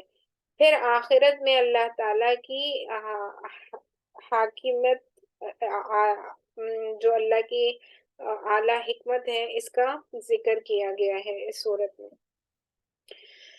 اگلی صورت جو یہاں پہ اللہ سبحانہ وتعالیٰ نے جس کے بارے میں ارشاد فرمایا ہے وہ ہے سورہ العلق۔ یہ ہماری قرآن مجید میں وحی کے اعتبار سے نازل ہونے والی سب سے پہلی آیتیں ہیں نا۔ اقرأ بسم ربک الذی خلق خلق الانسان من العلق اقرأ وربک الاکرم الذی علم بالقلم علم الانسان ما لم يعلم۔ تو اللہ سبحانہ وتعالیٰ یہاں پر فرماتے ہیں کہ قرآن کریم کی سب سے پہلی وحی جو غار حرا میں نازل ہوئی ہے وہ سورت کی پہلی 5 آیتیں ہیں، اس کی باقی آیتیں بعد میں نازل ہوئی تھیں۔ تو آگے ابو جہل کی سرکشی اور بدبختی کا ذکر ہے کہ اس نے نبی کریم صلی اللہ علیہ وسلم کو حرم میں نماز پڑھنے سے منع کیا، حالانکہ نبی کریم صلی اللہ علیہ وسلم ہدایت یافتہ تھے اور تقوی کا حکم دیتے تھے۔ ابو جہل کے بارے میں اللہ تعالیٰ فرماتے ہیں کہ اگر وہ ان حرکتوں سے باز نہ آیا تو ہم اس کی پیشانی کے بالوں سے پکڑ کر گھسیٹیں گے اور جہنم میں داخل۔ پھر آخر میں اللہ تعالیٰ نے محبت کے انداز میں فرمایا کہ میرے محبوب سجدہ کیجئے اور میرے قریب آ جائے۔ تو اس سے پتہ چلا کہ جب بندہ سجدے کی حالت میں ہوتا ہے نا تو وہ اللہ سے سب سے زیادہ قریب ہوتا ہے۔ اسی لیے بتایا جاتا ہے کہ جب ہم دعائیں بھی کرتے ہیں تو سجدے میں جا کر کیا کریں، کیونکہ اللہ سے سب سے نزدیک ہوتا ہے بندہ جب سجدے کی حال میں ہوتا ہے۔ تو معلوم ہوا کہ سجدے سے اللہ تعالیٰ کا قرب نصیب ہوتا ہے، تو ہمیں بھی چاہیے کہ ہم سجدے میں جا کر اللہ سے دعائیں کرنے والے بنیں۔ تو اگلی صورت جس کا اللہ سبحانہ وتعالیٰ نے یہاں پہ ارشاد فرمایا ہے وہ ہے سورہ القدر۔ اس صورت میں یہ ذکر ہے کہ اللہ تعالیٰ نے ہمیں ایک ایسی رات عطا فرمائی ہے جو 1000 مہینوں سے بہتر اور افضل ہے، وہ لیلۃ القدر کی رات ہے۔ جس میں لوح محفوظ سے آسمان دنیا پر قرآن کریم نازل ہوا ہے۔ یہ رمضان المبارک کے آخری عشرے کی تاخیراتوں میں سے کوئی ایک رات ہے۔ تو اس میں ہمیں عبادت کرنی چاہیے۔ کون کون سی عبادتیں کرنی چاہیے، کس چیز کا اہتمام کرنا چاہیے؟ سب سے پہلے تو جو دعا ملتی ہے، جو سنت سے ثابت ہے، وہ ہے اللہم انک عفو کریم تحب العفو فاعف عنی، یا کریم یا فاعف عنی۔ اس کے علاوہ استغفار کا اہتمام کرنا چاہیے اور درود شریف کثرت سے پڑھنی چاہیے۔ 3 مرتبہ کم از کم سورہ اخلاص پڑھنا چاہیے، کیونکہ سورہ اخلاص 1/3 قرآن کا حصہ مانا جاتا ہے نا۔ 3 مرتبہ اگر ہم سورہ اخلاص پڑھ لیتے ہیں تو ایک بار قرآن مجید پڑھنے جتنا ثواب مل جاتا ہے۔ اور پھر اس کے علاوہ 2 رکعت نفل نماز پڑھیں، اللہ سے دعا کریں۔ آپ اس رات میں کوئی بھی نیک عمل کریں گے، ملٹیپلائڈ انٹو 83 ایئرس ہو جائے گا، تو اس کا اہتمام کریں۔ اگلی سورت جو اللہ نے یہاں پہ ارشاد فرمائی ہے وہ ہے سورۃ البینہ۔ تو اس سورت میں بتایا کہ جو مشرک ہیں وہ ناکام ہوں گے۔ یہود و نصرانی جو تھے وہ نبی پاک صلی اللہ علیہ وسلم کی نبوت کی روشن دلائل دیکھنے کے بعد بھی آپ پر ایمان نہ لائیں تو یہ ناکام ہوں گے۔ یہ بات سمجھائی ہے کہ جو نیک کام کرتے ہیں اللہ تعالیٰ ان سے راضی ہوتے ہیں۔ بطور خاص صحابہ اکرام رضی اللہ تعالیٰ عنہم اجمعین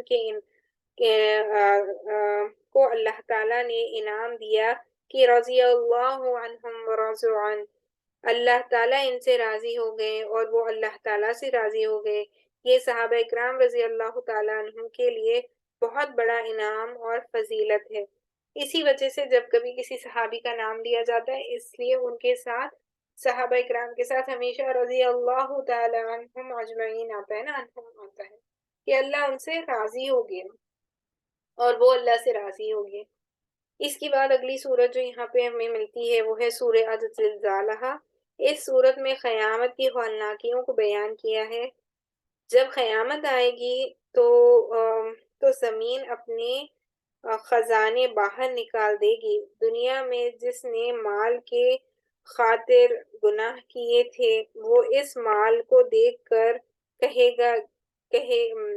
گا یہ وہ مال ہے جس کی وجہ سے میں نے گناہ کیا تھا، اس مال کو کوئی لینے والا نہیں ہوگا۔ تو اس وقت کو یاد کرو، آخرت کی تیاری کرو۔ دنیا میں کوئی چھوٹی سی چھوٹی نیکی پر اللہ تعالیٰ اچھا بدلہ دیں گے، یعنی کہ دنیا میں کی ہوئی چھوٹی سے چھوٹی نیکی پر اللہ اچھا بدلہ دیں گے اور چھوٹی سے چھوٹی برائی پر اللہ سبحانہ وتعالیٰ سزا دیں گے۔ قیامت کے دن پورا حساب کتاب لیا جائے گا، اس کو یہاں پہ بیان کیا گیا۔ اگلی سورت جو یہاں پہ بیان کی گئی ہے وہ ہے سورۃ العادیات۔ تو اللہ تعالیٰ نے ڈوبنے والے گھوڑوں کی قسم کھائی ہے، کھا کر یہ بات سمجھائی کہ گھوڑا اپنی جان کو خطرے میں ڈال کر اپنے مالک کی حفاظت کرتا ہے، اس کی بات مانتا ہے، لیکن انسان کو دیکھیں کہ وہ اپنے مالک کا کھاتا ہے لیکن اس کی بات نہیں مانتا۔ اللہ نے اگزامپل دے کے سمجھایا کہ گھوڑا کتنا وفادار ہوتا ہے، کہ اس کا مالک کو کوئی نقصان پہنچانا چاہتا ہے تو وہ اپنے مالک کو نقصان پہنچانے نہیں دیتا، وہ اپنے مالک کا ہر حکم مانتا ہے۔ لیکن ہم انسانوں کو اللہ نے پیدا کیا لیکن ہم اللہ کی دی ہوئی نعمتوں کو کھاتے ہیں، اس کا شکر نہیں ادا کرتے اور اللہ سبحانہ وتعالیٰ کی بات کو نہیں مانتے۔ اس کو اللہ سبحانہ وتعالیٰ نے یہاں پہ ارشاد فرمایا، لیکن اس کی بات نہیں مانتے اور شکر کے بجائے ناشکری کرتے ہیں۔ حالانکہ اللہ تعالیٰ کا رزق کھانے کے بعد اللہ تعالیٰ کی اطاعت اور شکر کرنا چاہیے۔ اللہ تعالیٰ ہم سب کو توفیق عطا فرمائے کہ ہم اللہ سبحانہ وتعالیٰ کی صحیح معنوں میں عبادت کریں اور شکر گزار بندے بن جائیں، آمین یا رب العالمین۔ اگلی سورت جو اس بارے میں ملتی ہے وہ ہے سورت القاریہ۔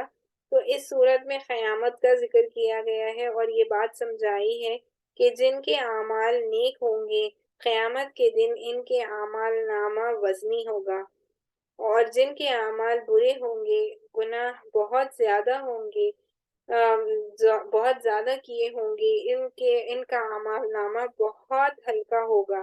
قیامت کے دن اعمال کو گنا نہیں بلکہ تولا جائے گا۔ جیسے ہم نے گزشتہ نشستوں میں دیکھا، ہمیشہ کوالٹی میٹر کرتی ہے کوانٹٹی کے بجائے، کہ انسان کو چاہیے اللہ کی عبادت جب کرے تو خالص اللہ ہی کی رضا کے لیے کرے نا۔ تو اس کو یہاں پہ بیان کیا گیا۔ تو تولا جائے گا اعمال کو، اعمال کا وزن خشوع و خضوع اور اخلاص کتنا تھا، کہ ہر عمل اللہ ہی کی رضا کے لیے کیا تھا یا نہیں۔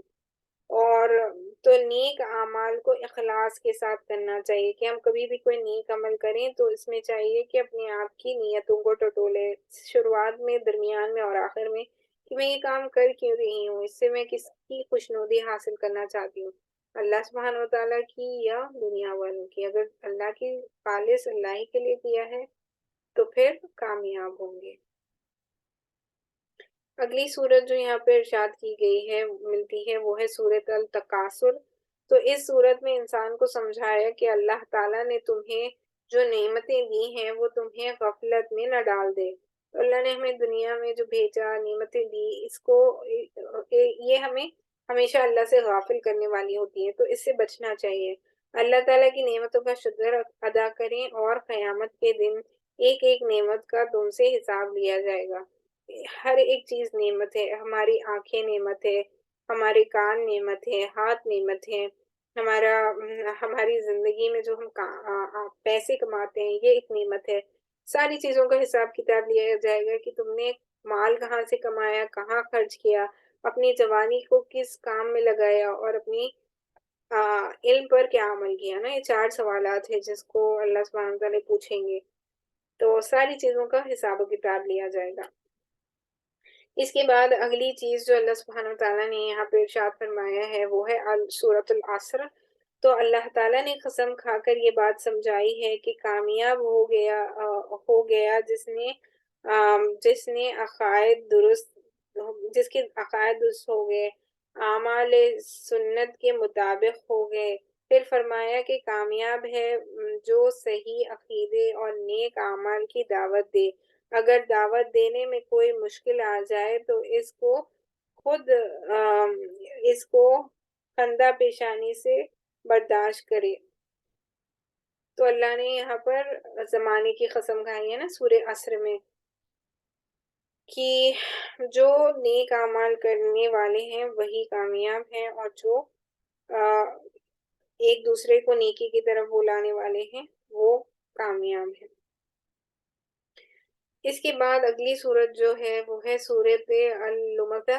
اس نے اللہ تعالیٰ نے سمجھایا کہ مال گن کر رکھنا، بخل کرنا، چغل خوری کرنا، لوگوں کے عیب نکالنا، مذاق اڑانا اور دوسروں کو طعنے دینا یہ انسان کو برباد کر دیتا ہے، لہٰذا مذکورہ تمام برے اعمال سے بچنا چاہیے۔ اگلی صورت جو ہے جس کے بارے میں ارشاد ہے وہ ہے سورۃ الفیل۔ تو اس میں وہ واقعہ بیان کیا ہے جب ابراہہ کعبہ کو گرانے کے لیے لشکر لے کر آیا تھا، جو چھوٹی چھوٹی کنکریاں مارنے کے لیے اللہ تعالیٰ نے چھوٹے چھوٹے پرندے ابابیل بھیجے تھے، جن کے چونچ میں ایک پتھر ہوتا تھا، اور جس کے اوپر گرنا ہے اس کا نام بھی لکھا ہوتا تھا، اور جب یہ پتھر اس شخص کے اوپر گرتا تو وہ بوسے کی طرح ہو جاتا، جیسے جلا ہوا بوسا نہیں ہوتا اس طرح۔ تو اس کے لشکر کو تباہ برباد کر دیا۔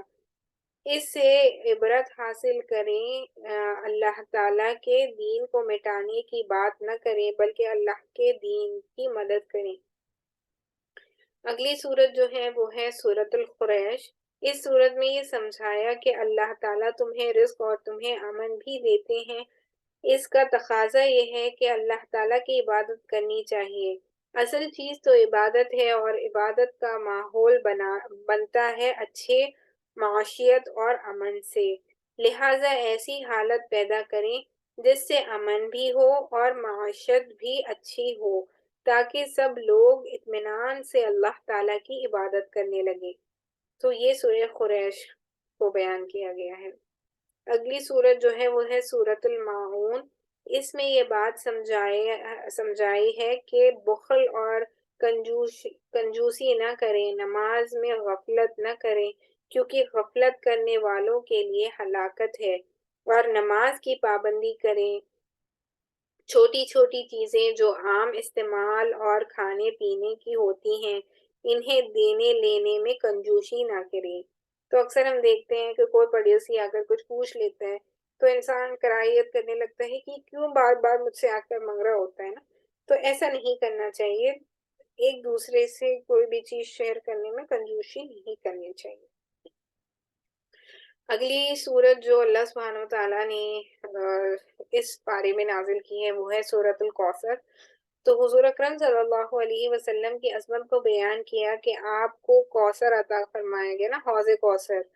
آپ نماز پڑھیں اور قربانی کیجیے، آپ کے مخالفین ہی ختم ہوں گے۔ آپ صلی اللہ علیہ وسلم کا نام قیامت تک اور قیامت کے بعد بھی رہے گا۔ تو یہ جو ابو لہب تھا، غالباً ابو لہب یا مشرکین میں سے کوئی تھے جو یہ کہتے تھے کہ اللہ کے نبی صلی اللہ علیہ وسلم جڑ کرتے ہیں، کہ اللہ کی نسل، اللہ کے نبی صلی اللہ علیہ وسلم کی نسل آگے ہی نہیں بڑھنے والی ہے، ان کا کوئی نام لیوا ہی نہیں رہے گا، کیونکہ آپ کے سارے بیٹے جو تھے وہ بچپن ہی میں فوت ہو گئے تھے نا۔ تو اللہ سبحانہ وتعالیٰ یہاں بتا رہا ہے کہ جڑ کٹا وہی شخص ہے جو ایمان نہ لائے۔ اللہ کے نبی صلی اللہ علیہ وسلم کا تو نام ہمیشہ ہمیشہ باقی رہنے والا ہے۔ اس کے بعد اگلی سورت جو اللہ نے اس بارے میں نازل کی ہے وہ ہے سورۃ الکافرون۔ تو یہ سورت توحید اور شرک اور ایمان اور کفر اور حق اور باطل کے درمیان حد فاصل ہے۔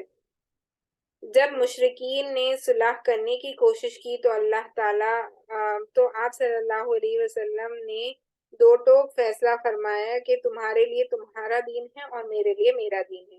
اس کا پس منظر سمجھے کہ یہ کب نازل ہوئی تھی۔ تو کفار مشرکین اللہ کے نبی صلی اللہ علیہ وسلم کے پاس آئے اور کہنے لگے کہ ٹھیک ہے، ہم آپس میں ایک معاہدہ کر لیتے ہیں کہ 1 سال تک آپ ہمارے بتوں کی پوجا کی کریں اور 1 سال تک ہم آپ کے خدا کی عبادت کریں گے۔ تو اس پر اللہ نے اس سورت کو نازل فرمایا، اور پھر آپ صلی اللہ علیہ وسلم نے ان کو کہہ دیا کہ تمہارے ساتھ تمہارا دین ہے، میرے ساتھ میرا دین ہے، نہ میں ان کی عبادت کروں گا جن کی تم عبادت کرتے ہو، اور نہ تم ان کی عبادت کرو گے جن کی میں عبادت کرتا ہوں، لہٰذا تمہارے لیے تمہارا دین ہے اور میرے لیے میرا دین ہے۔ اگلی سورت جو ہے وہ ہے سورۃ النصر ہے نا، جو اس کو عصر بھی کہا جاتا ہے۔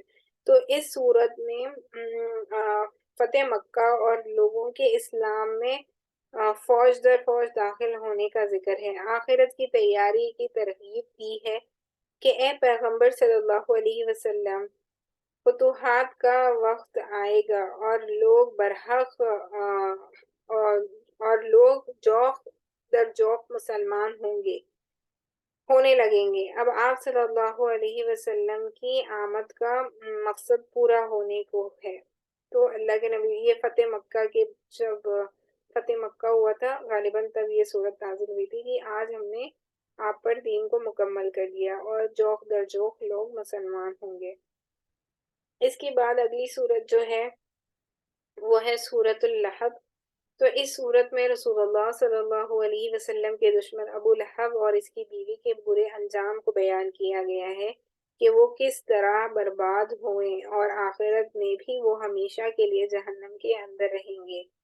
مال اور اولاد کے کام نہ آ سکے گی، ان کے کام نہیں آ سکتی۔ تو یہ دونوں جو تھے بہت زیادہ آپ کے چچا اور چاچی ہی تھے، لیکن اتنا آپ کو ستایا، راستے میں یہ کانٹے رکھا کرتی تھی، اسی کانٹے کے لگنے کی وجہ سے اس کی موت ہوئی۔ ایک دفعہ جب وہ اللہ کے نبی صلی اللہ علیہ وسلم کے راستے میں کانٹے ڈالنے کے لیے چننے جا رہی تھی تو وہی جس تھیلے میں وہ کانٹے جمع کرتی تھی نا، اسی تھیلے کے اس کے گلے میں چھپ کر ان کانٹوں کی وجہ سے اس کی موت ہوئی، اور ابو لہب جو ہے یہ بھی بڑی ذلت والی اس کو موت نصیب ہوئی ہے، اور یہ ہمیشہ ہمیشہ کے لیے جہنم میں چلے گئے ان دونوں۔ کیونکہ یہ اللہ کے نبی صلی اللہ علیہ وسلم جب کبھی کسی کو بتانے جاتے، دین اسلام کی دعوت دینے جاتے، تو پیچھے پیچھے آتا اور کہتا کہ ان کی بات نہ مانے، یہ جادوگر ہے۔ تو آپ کے چچا، آپ کے رشتے دار جب آپ کے مخالف ہو جائیں تو بڑی تکلیف ہوتی ہے نا، تو اس وجہ سے یہاں پہ اس کے بارے میں ارشاد فرمایا گیا ہے۔ اور یہ ایک وہ واحد شخص ہے، واحد مشرکین منافقین میں مشرک ہے یہ تو، یہ ہم واحد دین اسلام کا ایسا بڑا دشمن ہے جس کا ذکر قرآن مجید میں سورہ کے طور پہ آیا ہے۔ اس کے علاوہ کسی اور مشرک منافق کسی کے بارے میں پرٹیکولر نام سے سورہ نہیں ہے۔ اگلی سورت جو ہے وہ ہے سورۃ الاخلاص۔ تو اس سورت میں اللہ تعالیٰ نے توحید کو بیان فرمایا۔ سورت کافرون میں شرک کا رد ہے، اور سورت اخلاص میں توحید کا بیان ہے کہ نہ تو اللہ سبحانہ وتعالیٰ کسی سے پیدا ہوا ہے، نہ اس سے کوئی پیدا ہوا ہے، نہ کوئی اس کی اولاد ہے، نہ وہ کسی کی اولاد ہے۔ تو اس کو اللہ نے واحد توحید کو یہاں پہ بیان کیا گیا ہے۔ یہ دو صورتیں بہت محبوب ہیں اللہ کے نزدیک۔ تو فجر کی سنتوں میں پہلی رکعت میں سورہ کافرون اور دوسری رکعت میں سورہ اخلاص پڑھنے کا اہتمام کرنا چاہیے، کیونکہ یہ سنت سے ثابت ہے۔ اسی طرح وتر کی نماز میں پہلی رکعت میں سورہ اعلیٰ، دوسری رکعت میں سورہ کافرون اور تیسری رکعت میں قل هو اللہ احد پڑھنا ثابت ہے۔ تو اسی طریقے سے ہم بھی اپنی نمازوں میں پڑھیں گے تو انشاءاللہ سنت کا ثواب بھی ہمیں ملے گا۔ اور جیسے میں نے آپ کو پہلے بھی بتا دیا، قرآن مجید کا ایک تہائی حصہ سورۃ اخلاص کو بتایا جاتا ہے۔ 3 دفعہ اگر آپ پڑھیں گے تو یہ سورت جو ہے آپ کے لیے ایک قرآن مجید پڑھنے کا ثواب آپ کو مل سکتا ہے۔ اگلی صورتیں جو ہے وہ ہے سورت فلق اور سورت ناس۔ تو اس کا پس منظر سمجھیں کہ ان صورتوں کو اللہ سبحانہ وتعالیٰ نے کب نازل فرمائی۔ تو جو آخری 2 صورتیں ہیں یہ اللہ کے نبی صلی اللہ علیہ وسلم پر جب جادو ہوا تھا، کفار و مشرکین نے، غالباً کسی مشرک نے اللہ کے نبی صلی اللہ علیہ وسلم کے بالوں پر کچھ جادو کر دیا تھا، جس کی وجہ سے اللہ کے نبی صلی اللہ علیہ وسلم کو بڑی ان ایزی والی فیلنگ ہوا کرتی تھی، تب یہ صورتیں نازل ہوئی۔ تو آخری 2 صورتوں میں یہ بات سمجھائی گئی ہے کہ انسان کو چاہیے کہ انسانوں اور جنات کے شر سے پناہ مانگے۔ اگر جادو سے بچنا چاہتا ہے تو اللہ تعالیٰ کی پناہ میں آئے، وسوسے سے بچنا چاہتا ہے تو بھی اللہ کی پناہ میں آئے۔ ہر حال میں انسان کو چاہیے کہ شرور و فتن سے بچنے کے لیے اللہ تعالیٰ کی پناہ میں آئے۔ اللہ تعالیٰ نے سورہ فاتحہ سے قرآن کریم کو شروع کیا اور سورہ ناس پر ختم کیا۔ سورہ فاتحہ میں 2 چیزیں مانگنے کی بات کی کہ اللہ تعالیٰ سے انہیں مانگے کہ مدد نصرت مانگے اور صراط مستقیم مانگے نا۔ مدد ملے گی تو دنیا میں غالب آ جائیں گے، اور صراط مستقیم پر آ جائیں گے تو آخرت بن جائے گی۔ اور معوذتین، ان 2 صورتوں کو معوذتین کہا جاتا ہے، سورہ فلق اور سورہ ناس کو۔ تو معوذتین میں 2 چیزوں سے بچنے کا حکم دیا گیا ہے۔ دنیاوی معاملات میں مخلوقات کے شرور و فتن سے پناہ مانگیں، اور دنیاوی معاملات میں وسوسے ڈالنے والوں کے شر سے بچیں۔ تو دنیاوی معاملات میں وسوسے ڈالنے والوں کے شر سے بچیں، اور بچنے کے لیے تو دنیا اچھی رہیں گی، ان سے بچیں گے تو ہی ہماری دنیا اچھی رہ سکتی ہے۔ جو حاسدین ہوتے ہیں ان کی حسد سے، جلنے والوں کی جلن سے، اور آپ سمجھیں یہ شرور و فتن سے اور شیاطین سے، ان سارے سرکش شیاطین سے ان سے اللہ ہی بچا سکتے ہیں، اللہ کی پناہ میں آنا چاہیے۔ دینی معاملات میں وسوسے ڈالنے والوں کے شر سے بچیں گے تو آخرت سنور جائے گی۔ اللہ تعالیٰ ہر قسم کے شرور و فتن سے ہماری حفاظت فرمائے۔ وآخر الدعوانا الحمد للہ رب العالمین۔ الحمدللہ، خلاصۃ القرآن کریم اللہ کی مدد سے مکمل ہوا ہے، اور اللہ تعالیٰ قبول اور منظور فرمائے، قبولیت عام فرمائے، پڑھنے پڑھانے سننے سنانے والوں کے لیے نفع بنائے، ہم سب کے ایمان کی حفاظت فرمائے، اور ہماری نسلوں سے دین کا کام عافیت کے ساتھ لیتے رہیں۔ اللہ سبحانہ و تعالیٰ قرآن مجید کو ہماری زبانوں اور آنکھوں کا نور بنائے، دلوں کے ٹھنڈک اور خبر کی بہار بنائے۔ اللہ سبحانہ و تعالیٰ جو ہے دین اسلام کے جتنے بھی مرکزیں ہیں ان کو ان کے فیض سے تا قیامت دنیا بھر میں دین کو پھیلائیں، آمین یا رب العالمین۔ بجانب الکریم نبی کریم علیہ والصلاة والسلام علی سید المرسلین برحمتک یا ارحم الراحمین، اللہم لک الحمد کما ینبغی لجلالک وجہ عظیم سلطانک۔ تو اب ہم انشاءاللہ اس کے آگے سورہ فاتحہ جو ہے اس کو پڑھ لیتے ہیں، کیونکہ قرآن مجید کبھی ختم ہونے والا نہیں ہے۔ یہاں سے ہماری ایک اور جرنی شروع ہوتی ہے، قرآن مجید کو ورڈ ٹو ورڈ اور لائن ٹو لائن ٹرانسلیشن کے ساتھ پڑھنے، سمجھنے اور اس پر عمل کرنے کی ذمہ داری۔ اللہ سبحانہ وتعالی ہم سبھی کو اس پر پڑھنے، سننے، عمل کرنے کی توفیق عطا فرمائے۔ چلے اعوذ باللہ من الشیطان الرجیم، بسم اللہ الرحمن الرحیم۔ تمام تعریفیں اس اللہ کے لیے ہیں جو بڑا مہربان نہایت رحم والا ہے۔ الحمدللہ رب العالمین الرحمن الرحیم۔ تمام تعریفیں اللہ کے لیے ہیں جو تمام جہانوں کا رب ہے، بہت مہربان رحم کرنے والا ہے۔ مالک یوم الدین، روز جزا کا مالک ہے۔ ایاک نعبد و ایاک نستعین، ہم صرف تیری ہی عبادت کرتے ہیں اور صرف تجھی سے مدد مانگتے ہیں۔ اہدنا الصراط المستقیم، ہمیں سیدھا راستہ دکھا، ہدایت دے، اور صراط الذین انعمت علیہم، ان لوگوں کے راستے پر جس پر تو نے انعام عنایت فرمایا ہے۔ غیر المغضوب علیہم ولا الضالین، نہ کہ ان کے جن پر تو نے اپنا غضب نازل کیا اور نہ جو گمراہ ہوئے۔ بسم اللہ الرحمن الرحیم، الف لام میم، ذالک الکتاب لا ریب فیہ، الف لام میم، یہ کتاب ہے اس میں کوئی شک نہیں، ھدی للمتقین، پرہیزگاروں کے لیے ہدایت ہے۔ الذین یؤمنون بالغیب ویقیمون الصلاۃ ومما رزقناہم ینفقون، جو غیب پر ایمان لاتے ہیں اور قائم کرتے ہیں نماز کو، اور جو کچھ ہم نے انہیں دیا ہے اس میں سے خرچ کرتے ہیں۔ والذین یؤمنون بما انزل الیک وما انزل من قبلک وبالآخرۃ هم یوقنون، اور جو لوگ اس پر ایمان رکھتے ہیں جو آپ پر نازل کیا گیا اور جو آپ سے پہلے نازل کیا گیا، اور وہ آخرت پر یقین رکھتے ہیں۔ اولئک علی ھدی من ربہم واولئک ھم المفلحون، وہی لوگ ہیں اپنے رب کی طرف سے ہدایت پر اور وہی لوگ کامیاب ہوں گے۔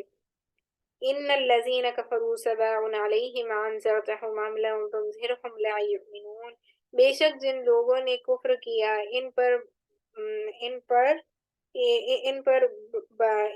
یہ برباد ہوئے، اور آپ انہیں ڈرائیں یا نہ ڈرائیں وہ ایمان نہیں لائیں گے۔ اللہ نے ان کے دلوں پر مہر لگا رکھی ہے کہ ان کے کانوں پر، اللہ نے کانوں اور آنکھوں پر مہر لگا رکھی ہے کہ نہ تو یہ سن سکتے ہیں نہ آپ کی بات کو سمجھ سکتے ہیں، اور ان کی آنکھوں پر پردہ ہے اور ان کے لیے بڑا عذاب ہے۔ ختم اللہ علی قلوبہم وعلی سمعہم وابصارہم غشاوہ ولہم عذاب عظیم۔ اللہ سبحانہ وتعالیٰ سے یہ دعا ہے کہ جو ہم نے تلاوت کی اس کو قبولیت کا درجہ عطا فرمائے۔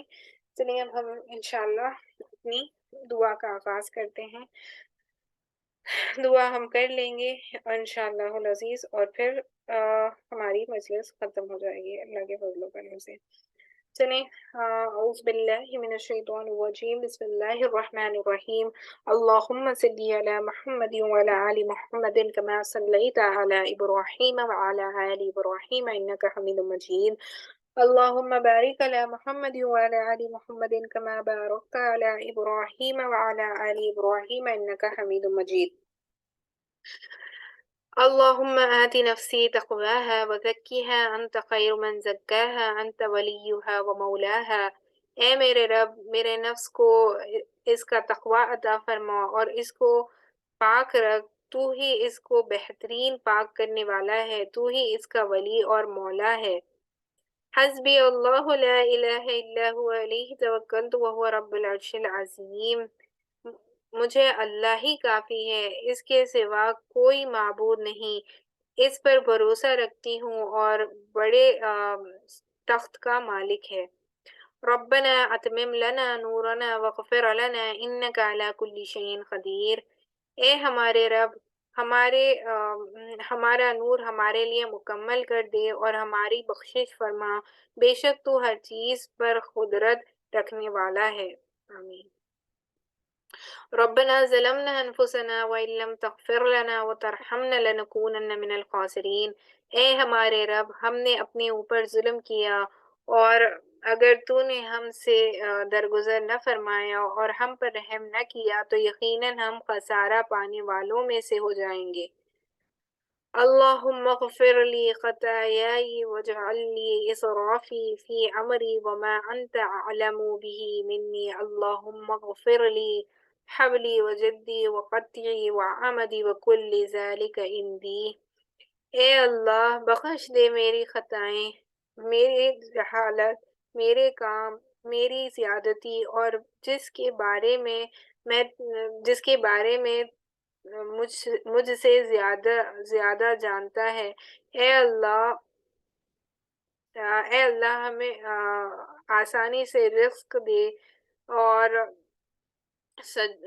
سجدین میں پھول کے اور جان جان کر کے ہوئے وہ میرے سارے گناہوں کو بخش دے، اور یہ سب میرے اندر ہیں۔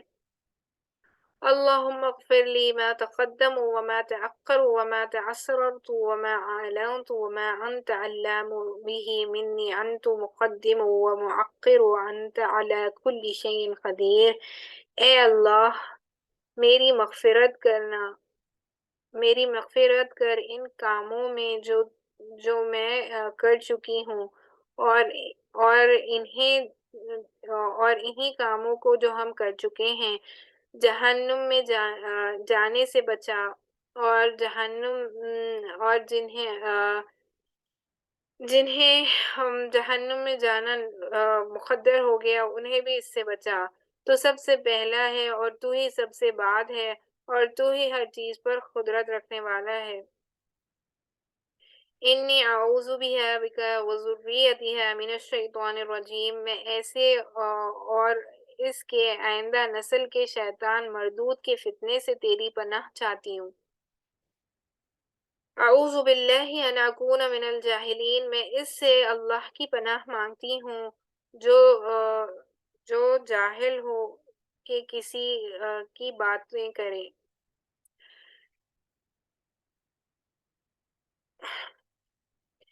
اللهم إني أسألك الجنة وما قرب إليها من قبل أو عمل وأعوذ بك من النار وما قرب إليه من قبل أو عمل وأسألك أن تعجل كل قضاء قضيته لخير۔ اے اللہ، بے شک میں تجھ سے سوال کرتی ہوں جنت کا اور ہر اس قول یا عمل کا جو اس جنت کے قریب کر دے۔ میں تیری پناہ چاہتی ہوں آگ سے، اور ہر قول یا عمل سے جو اس آگ کے قریب کر دے، اور میں تجھ سے سوال کرتی ہوں ہر فیصلے کو جو تو نے میرے لیے کرنا ہے میرے حق میں بہتری بنا دے۔ ربنا آتنا فی الدنیا حسنۃ وفی الآخرۃ حسنۃ وقنا عذاب النار۔ اے ہمارے رب، ہمیں دنیا میں بھلائی عطا فرما اور آخرت میں بھلائی عطا فرما، اور ہمیں آگ کے عذاب سے بچا۔ اللهم إني أعوذ بك من الأربع من علم لا ينفع ومن قلب لا تشبع ومن نفس لا تشبع ومن دعاء لا يسمع۔ اے اللہ، میں 4 چیزوں سے تیری پناہ مانگتی ہوں، ایسے علم سے جو نفع بخش نہ ہو، ایسے دل سے جو تجھ سے خوف نہ رکھے، اور ایسی نفس سے جو سیر نہ ہو، اور ایسی دعا سے جو سنی نہ جائے یعنی قبول نہ ہو۔ اللہ सुब्हानहू व तआला हमारी हर दुआ को कबूल फरमाए। अल्लाहुम्मा ग़फ़िर ली ज़ंबी, ए हमारे परवरदिगार माफ़ फरमा दे। रब्बि ग़फ़िर ली ख़तायाय यौमिद्दीन, ए हमारे रब बदले के दिन तू मेरी खताएं बख्श देना, आमीन। रब्बिग़फ़िर वरहम व अंत खैरुर राहिमीन, ए मेरे रब बख्श दे और रहम फरमा और तू रहम करने वालों में बेहतरीन रहम करने वाला है। रब्बना इन्नना आमन्ना फ़ग़फ़िर लना ज़ुनूबना वक़िना अज़ाबन्नार, ए हमारे रब बेशक हम ईमान लाए बस हमारे गुनाहों को बख्श दे और हमें आग के अजाब से बचा ले। रब्बना ग़फ़िर ली वलिवालिदैया वलिलमुमिनीन यौम यक़ूमुल हिसाब, हे हमारे रब मुझे और मेरे वालिदैन को और सब ईमान वालों को और को उस दिन बख्श देना जब हिसाब कायम किया जाए। रब्बना ज़लमना अनफुसना व इल्लम तग़फ़िर लना व तरहमना लनकूनन्ना मिनल ख़ासिरीन, ए हमारे रब हमने अपने ऊपर जुल्म किया और अगर तूने हमको दरगुजर न फरमाया और हम पर रहम न किया तो यकीनन हम खसारा पाने वालों में से हो जाएंगे। रब्बना ग़फ़िर लना ज़ुनूबना व इसराफ़ना फ़ी अमरिना व सब्बित अक़दामना वंसुरना अलल क़ौमिल काफ़िरीन, ए हमारे रब हमारे गुनाह बख्श दे और हमारे मामले में हद से बढ़ना भी और हमारे कदम जमा दे और काफिर कौम के मुकाबले में हमारी मदद फरमा, आमीन या रब्बल आलमीन। सुब्हानक व बिहम्दिक अस्तगफिरुक व अतूबु इलैक, पाक है तू और तेरी ही तारीफ है, मैं तुझसे बख्शिश मांगती हूँ और मैं तेरी तरफ तौबा करती हूँ। रब्बिग़फ़िरली व तुब अलैया इन्नका अंतत तव्वाबुर रहीम, ऐ मेरे रब मुझे बख्श दे और मुझ पर मेहरबान हो जा, बेशक तू ही बहुत तौबा कबूल करने वाला बहुत रहम फरमाने वाला है। अल्लाहुम्मा ग़फ़िरली वरहमनी वहदिनी वरज़ुक़नी, ए अल्लाह मुझे बख्श दे, मुझ पर रहम फरमा, मुझे हिदायत दे और मुझे रिज़्क़ हलाल अता फरमा, आमीन। अस्तग़फ़िरुल्लाहल्लज़ी ला इलाहा इल्ला हुवल हय्युल क़य्यूम व अतूबु इलैह, मैं बख्शिश मांगती हूँ अल्लाह से जिसके सिवा कोई माबूद नहीं, जिंदा कायम रहने वाला है और मैं इसकी तरफ तौबा करती हूँ। अल्लाहुम्मा ग़फ़िर ली ज़ंबी व यस्सिर ली अमरी व बारिक ली फ़ी रिज़्क़ी, ए अल्लाह मेरे गुनाह बख्श दे और मेरा काम आसान कर दे और मेरे रिज़्क़ में बरकत दे, आमीन। अस्तग़फ़िरुल्लाहल अज़ीम अल्लज़ी ला इलाहा इल्ला हुवल हय्युल क़य्यूम व अतूबु इलैह, मैं अज़ीम अल्लाह से बख्शिश मांगती हूँ जिसके सिवा कोई इलाह नहीं, वो जिंदा है कायम रहने वाला है और मैं इसकी तरफ तौबा करती हूँ। अल्लाहुम्मा ग़फ़िरली वरहमनी व तुब अलैया इन्नका अंतत तव्वाबुर रहीम, ए अल्लाह मुझे माफ़ फरमा, मुझ पर रहम फरमा, मेरी तौबा कबूल फरमा, बेशक तू बहुत तौबा कबूल करने वाला निहायत रहम और मेहरबान है। अल्लाहुम्मा ग़फ़िर ली मा मा अक़तअतु व मा तक़द्दमतु व मा तअस्सरतु व मा अअलनतु व मा जहलतु व मा तक़द्दमतु, ए अल्लाह मेरे इन गुनाहों को माफ़ फरमा जो मैंने गलती से किए, जानबूझकर किए, छिपकर किए, अलानिया किए, अलाना तौर पर किए, नादानी में किए हैं या जान बूझ कर किए हों, सारे गुनाहों को माफ़ फरमा। अल्लाहुम्मा ग़फ़िर ली वक़्शा शैतानी वकुफ़ रहानी वसक़्क़िल मीज़ानी वजअलनी फ़िद्दीनि अअला, ए अल्लाह मुझे बख्श दे, मेरे शैतान को दूर कर दे, मेरे नफ्स को आग से आज़ाद कर दे, मेरे मीज़ान को भारी कर दे और मुझे आला मजलिस वालों में शामिल कर दे, आमीन।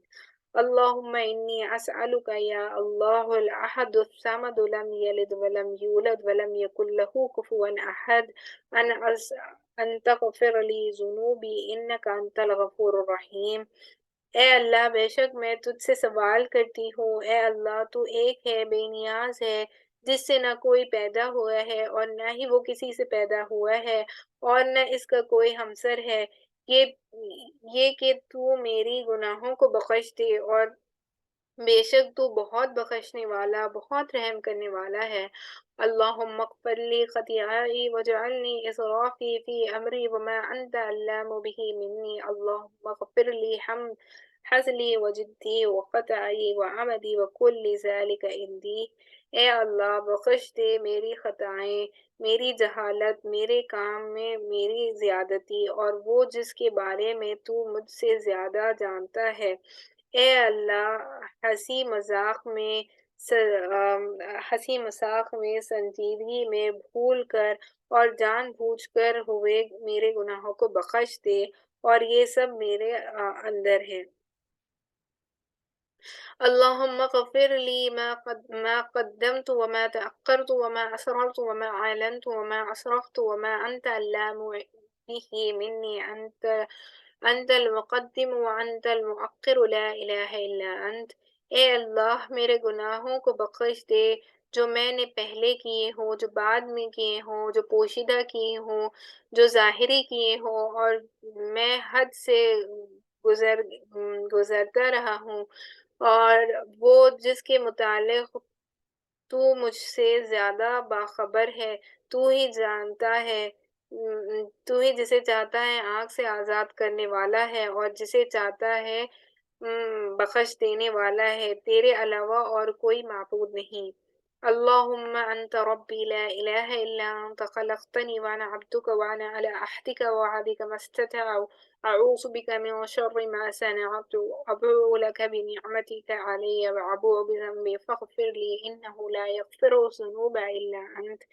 اے اللہ تو ہی ہمارا رب ہے، تیرے سوا کوئی معبود نہیں۔ تو نے مجھے پیدا کیا اور میں تیرا بندہ ہوں۔ میں اپنی استطاعت کے مطابق تجھ سے کیے ہوئے عہد اور وعدے پر قائم ہوں۔ میں تیری پناہ چاہتی ہوں ہر برائی سے جو میں نے کی۔ میں اپنی اور تیری میں اپنے اوپر تیری عطا کردہ نعمتوں کا اعتراف کرتی ہوں اور اپنے گناہ کا اعتراف کرتی ہوں، بس مجھے بخش دے، یقیناً تیرے سوا کوئی گناہوں کو بخش نہیں سکتا۔ اللہم انی اسألک الثبات فی الامر والعزیمة علی الرشد، واسألک موجبات رحمتک وعزائم مغفرتک، واسألک شکر نعمتک وحسن عبادتك، وأسألك قلبا سليما ولسانا صادقا، وأسألك من خير ما تعلم وأعوذ بك من شر ما تعلم وأستغفرك لما تعلم إنك أنت العلام الغيوب۔ اے اللہ میں تجھ سے دین میں ثابت قدمی، ہدایت پر پختگی کا سوال کرتی ہوں، اور میں تجھ سے تیری رحمت کو واجب کرنے والے اور تیری مغفرت کو لازم کرنے والے امور کا سوال کرتی ہوں۔ میں تجھ سے تیری نعمتوں کا شکر ادا کرنے اور اچھی انداز سے عبادت کرنے کا سوال کرتی ہوں۔ میں تجھ سے قلب سلیم اور سچی زبان کا سوال کرتی ہوں۔ میں تجھ سے ہر اس بھلائی کا سوال کرتی ہوں جسے تو جانتا ہے، اور ہر اس برائی سے تیری پناہ چاہتی ہوں جو تیرے علم میں ہے، اور تجھ سے ان تمام گناہوں کی بخشش چاہتی ہوں جو تیرے علم میں ہیں۔ بے شک تو عیبوں کو خوب جاننے والا ہے۔ استغفر اللہ، میں اللہ سے بخشش مانگتی ہوں۔ سبحانک اللہم ربنا وبحمدک اللہم اغفر لی۔ پاک ہے تو اے اللہ، اے ہمارے رب، اور تیری ہی تعریف ہے۔ اے اللہ مجھے بخش دے۔ اللہم اغفر لی ذنبی کلہ دقہ وجلہ وأولہ وآخرہ وعلانیتہ وسرہ۔ اے میرے پروردگار، اے اللہ میرے تھوڑے اور زیادہ، اور پہلے اور پچھلے اور ظاہری اور چھپے ہوئے سب گناہوں کو معاف فرما۔ اللہم انی ظلمت نفسی ظلما کثیرا ولا یغفر الذنوب الا انت فاغفر لی مغفرۃ من عندک وارحمنی انک انت الغفور الرحیم۔ اے اللہ بے شک میں نے اپنے نفس پر بہت زیادہ ظلم کیا، اور تیرے سوا کوئی گناہوں کو بخشنے والا نہیں، بس مجھے بخش دے، بخش اپنی طرف سے، اور مجھ پر رحم فرما، بے شک تو بہت معاف کرنے والا، بہت رحم کرنے والا ہے۔ رب اغفر لی وتب علی انک انت التواب الغفور۔ اے اللہ تو مجھے بخش دے اور میری توبہ کو قبول کر، بے شک تو بہت توبہ کو قبول کرنے والا اور بہت بخشنے والا ہے۔ سبحانک اللہم و بحمدک اشہد ان لا الہ الا انت نستغفرک و نتوب الیک۔ پاک ہے تو اے اللہ اور تیری تعریف ہے، میں گواہی دیتی ہوں کہ کوئی عال نہیں مگر تو، اور میں تجھ سے بخشش مانگتی ہوں اور تیری طرف توبہ کرتی ہوں۔ اللہ سبحانہ و تعالی ہماری ان دعاؤں کو قبول فرمائیں۔ چلیں اب ہم اردو میں بھی کچھ دعائیں کر لیتے ہیں، پھر انشاءاللہ اس کے بعد ہم اپنی مجلس کو ختم کریں گے۔ بسم اللہ الرحمن الرحیم۔ اے اللہ ہمارے گناہوں کو معاف فرما، اے اللہ ہمیں ليلۃ القدر عطا فرما، اے اللہ ہمیں کامل ایمان نصیب فرما اور پوری ہدایت عطا فرما، اے اللہ کلمہ طیبہ زبان پر ہماری ہمیشہ جاری فرما، اور جب موت کا وقت آئے تو کلمہ طیبہ کو ہماری زبان پر ہمیشہ جاری فرما۔ اے اللہ ہمیں پورے رمضان کی رحمتیں، برکتیں اور انوارات کو عطا فرما۔ اے اللہ ہمارے دلوں کو اخلاص کے ساتھ دین کی طرف پھیر دے۔ یا مقلب القلوب ثبت قلبی علی دینک۔ اے اللہ اپنی خاص رحمت نازل فرما اور اپنے قہر و عذاب سے بچا۔ اے اللہ جھوٹ، غیبت، کینہ، بغض، تکبر، برائی اور جھگڑے سے ہماری حفاظت فرما۔ اے اللہ ہمارے صغیرہ و کبیرہ گناہوں کو معاف فرما۔ اے اللہ ایک لمحے کے لیے بھی ہمیں دنیا کے حوالے نہ فرما۔ اے اللہ تنگ دستی، خوف، گھبراہٹ اور خرچ کے بوجھ کو دور فرما۔ اے اللہ حشر کی رسوائی سے ہمارے والدین کو اور پورے امت محمدیہ صلی اللہ علیہ وسلم کی حفاظت فرما۔ اے اللہ پنزرات سے بجلی کی طرح گزار دے۔ اے اللہ بنا حساب و کتاب کی جنت الفردوس میں ہمیں جگہ عطا فرما، آمین۔ اے اللہ ہمارا نامہ اعمال دائیں ہاتھ میں عطا فرما۔ اے اللہ ہم نے قرآن مجید کی تلاوت کی، ہم نے جگہ جگہ پر دیکھا کہ وہی لوگ کامیاب ہوں گے جن کا نامہ اعمال دائیں ہاتھ میں دیا جائے گا۔ ہمیں بھی دائیں ہاتھ پر اعمال دینا نصیب فرما یا اللہ۔ اے اللہ اپنے عرش کی سائے میں جگہ نصیب فرما۔ اے اللہ حج بیت اللہ مقبول و مبرور نصیب فرما۔ اے اللہ ملک نکیر کے سوالات میں آسانی نصیب فرما۔ اے اللہ حلال روزی عطا فرما۔ یا اللہ جن کی روزگار چلی گئی ہے انہیں حلال اور پاکیزہ روزی عطا فرما، اور یا اللہ ان کے رزق میں برکت عطا فرما۔ اے اللہ قیامت کے روز اپنا دیدار عطا فرما۔ اے اللہ ہمیں تیرے بندوں کا محتاج نہ بنا۔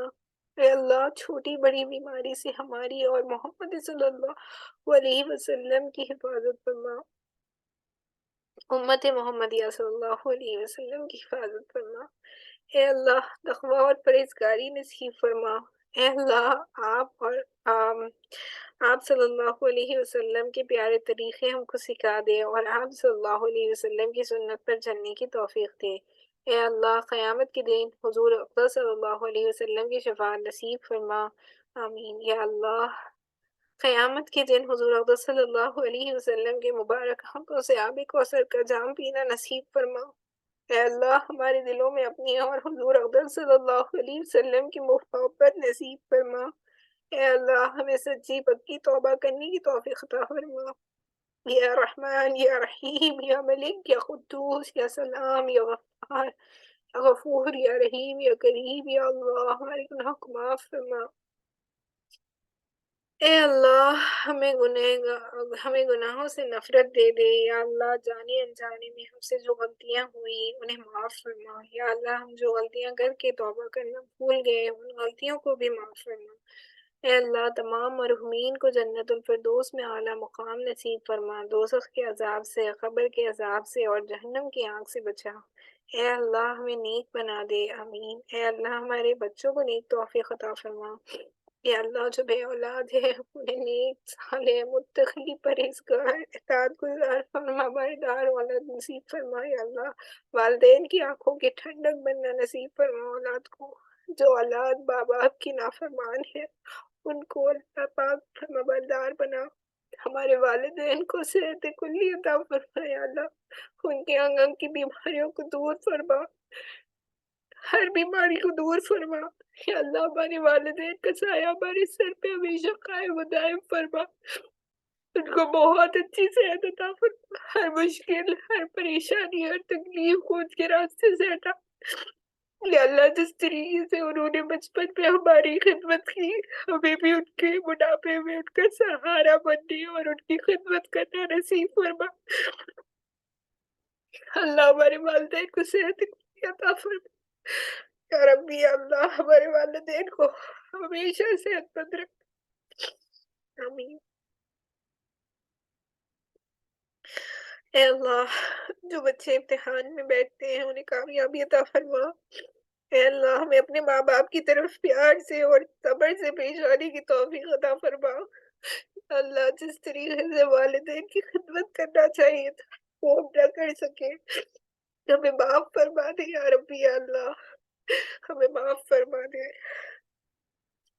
اے اللہ تمام امت مسلمہ کی جائز دعائیں قبول فرما، اے اللہ ہماری دعاؤں کو اپنے فضل و کرم سے، اپنے رحم و کرم سے قبول فرما، یا اللہ مجھ پر تمام امت محمدیہ صلی اللہ علیہ وسلم پر رحم فرما، یا اللہ مجھے اور تمام امت کو بچا بے روزگاری سے، تنگ دستی سے، دشمنوں سے، بری نظر سے، آزمائش سے، گھر کی پریشانیوں سے، رزق کی کمی سے، حرام کی کمائی سے، رسوائی سے، قرض سے، مرض سے، کفر سے، جہنم سے، حساب سے، اولاد کے دکھ سے، تیری نافرمانی سے، والدین کی نافرمانی سے، تیری ناراضگی سے، تیرے اور پیارے حبیب صلی اللہ علیہ وسلم کے ناپسندیدہ کاموں سے، یا اللہ میری یہ دعا تمام امت کے حق میں قبول فرما، یا ربی یا اللہ ہم بس ہر اس خیر و بلائی کو آپ سے مانگتے ہیں جو نبی کریم صلی اللہ علیہ وسلم نے مانگی، ہر اس شرور و فتن سے پناہ چاہتے ہیں جس سے اللہ کے نبی صلی اللہ علیہ وسلم نے پناہ چاہی، یا اللہ ہم نے قرآن پاک کی تلاوت کی ہے، اس کو پڑھنے اور سمجھنے کی کوشش کی ہے، اس میں اگر کوئی کوتاہی ہو گئی ہو تو اپنے فضل و کرم سے اس کو معاف فرما دینا، ہم سے حساب نہ لینا یا اللہ، ہم تب آپ کو لیلۃ القدر نصیب فرما اور جنت الفردوس نصیب فرما، یا اللہ دنیا میں جہاں کہیں بھی مسلمان پریشان ہے تمام پریشانیوں کو دور فرما، یا اللہ رمضان المبارک جانے والا ہے، اس کی جس طریقے سے خبرداری کرنی چاہیے تھی ہم نے ویسی نہیں کی، یا اللہ ہمیں معاف فرما دے یا اللہ، معاف فرما دے، ہماری بگڑی کو بنا دے اور ہمیں معاف کر دے یا اللہ، اللهم صل على محمد وعلى آل محمد كما صليت على إبراهيم وعلى آل إبراهيم إنك حميد مجيد۔ قرآن مجید کو پڑھنے سمجھنے کی جو کوشش کی گئی ہے یا اللہ اس کو قبول فرما اور اس کے ذریعے سے ہم تمام کی بخشش کا سبب بنا یا ربی یا اللہ، اور ہمیں قرآن کو سمجھ کر پڑھنے والا بنا، جو غلطیاں کوتاہیاں ہوئی ہو اس کو اپنے فضل و کرم سے معاف فرما دے یا ربی یا اللہ، فرما دے یا اللہ، معاف فرما دے، تمام کی مغفرت عطا فرما، جنت الفردوس میں اعلیٰ مقام نصیب فرما۔ اللهم صل على سيدنا ونبينا وشفينا ومولانا محمد أفضل الصلوات وعدد معلوماتك، اللهم صل على سيدنا محمد وعلى آل محمد كما صليت على إبراهيم وعلى آل إبراهيم إنك حميد مجيد، اللهم بارك على محمد وعلى آل محمد كما باركت على إبراهيم وعلى آل إبراهيم إنك حميد مجيد، اللهم إني ظلمت نفسي ظلما كثيرا ولا يغفر الذنوب إلا أنت فاغفر لي مغفرة من عندك إنك أنت الغفور الرحيم، سبحان ربك رب العزة عما يصفون وسلام على المرسلين والحمد لله رب العالمين، اللهم صل على سيدنا ونبينا وشفينا ومولانا محمد أفضل الصلوات وعدد معلوماتك، سبحان الله وبحمده، سبحانك اللهم وبحمدك، نشهد أن لا إله إلا أنت نستغفرك ونتوب إليك، سبحان ربك رب العزة عما يصفون وسلام على المرسلين والحمد لله رب العالمين۔ بہت شکریہ آپ سبھی کا جنہوں نے جوائن کیا، اللہ سبحانہ وتعالیٰ سے یہ دعا ہے کہ ہمارے ان کوششوں کو قبول فرمائے، اور اگر آپ کا ارادہ ہوا کہ آپ چاہتے ہیں کہ ہم ترجمہ اور تفسیر بھی کریں تو پلیز اپنا فیڈ بیک دیجیے گا کہ آپ کو خلاصۃ القرآن سے کتنا فائدہ ہو، اور آپ ترجمہ اور تفسیر اگر سننا چاہتے ہیں تو اس کے بارے میں اپنا فیڈ بیک ضرور دیجیے گا۔ جزاک اللہم خیر وآخر دعوانا ان الحمد للہ رب العالمین۔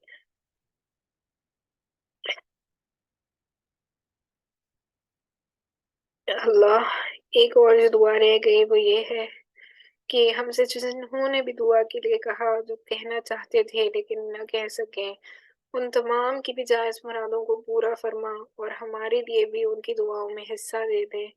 جن کی دعائیں دنیا بھر میں جہاں کہیں بھی دعائیں کی جا رہی ہیں، ان تمام کی دعاؤں میں ہمیں بھی شامل حال فرما۔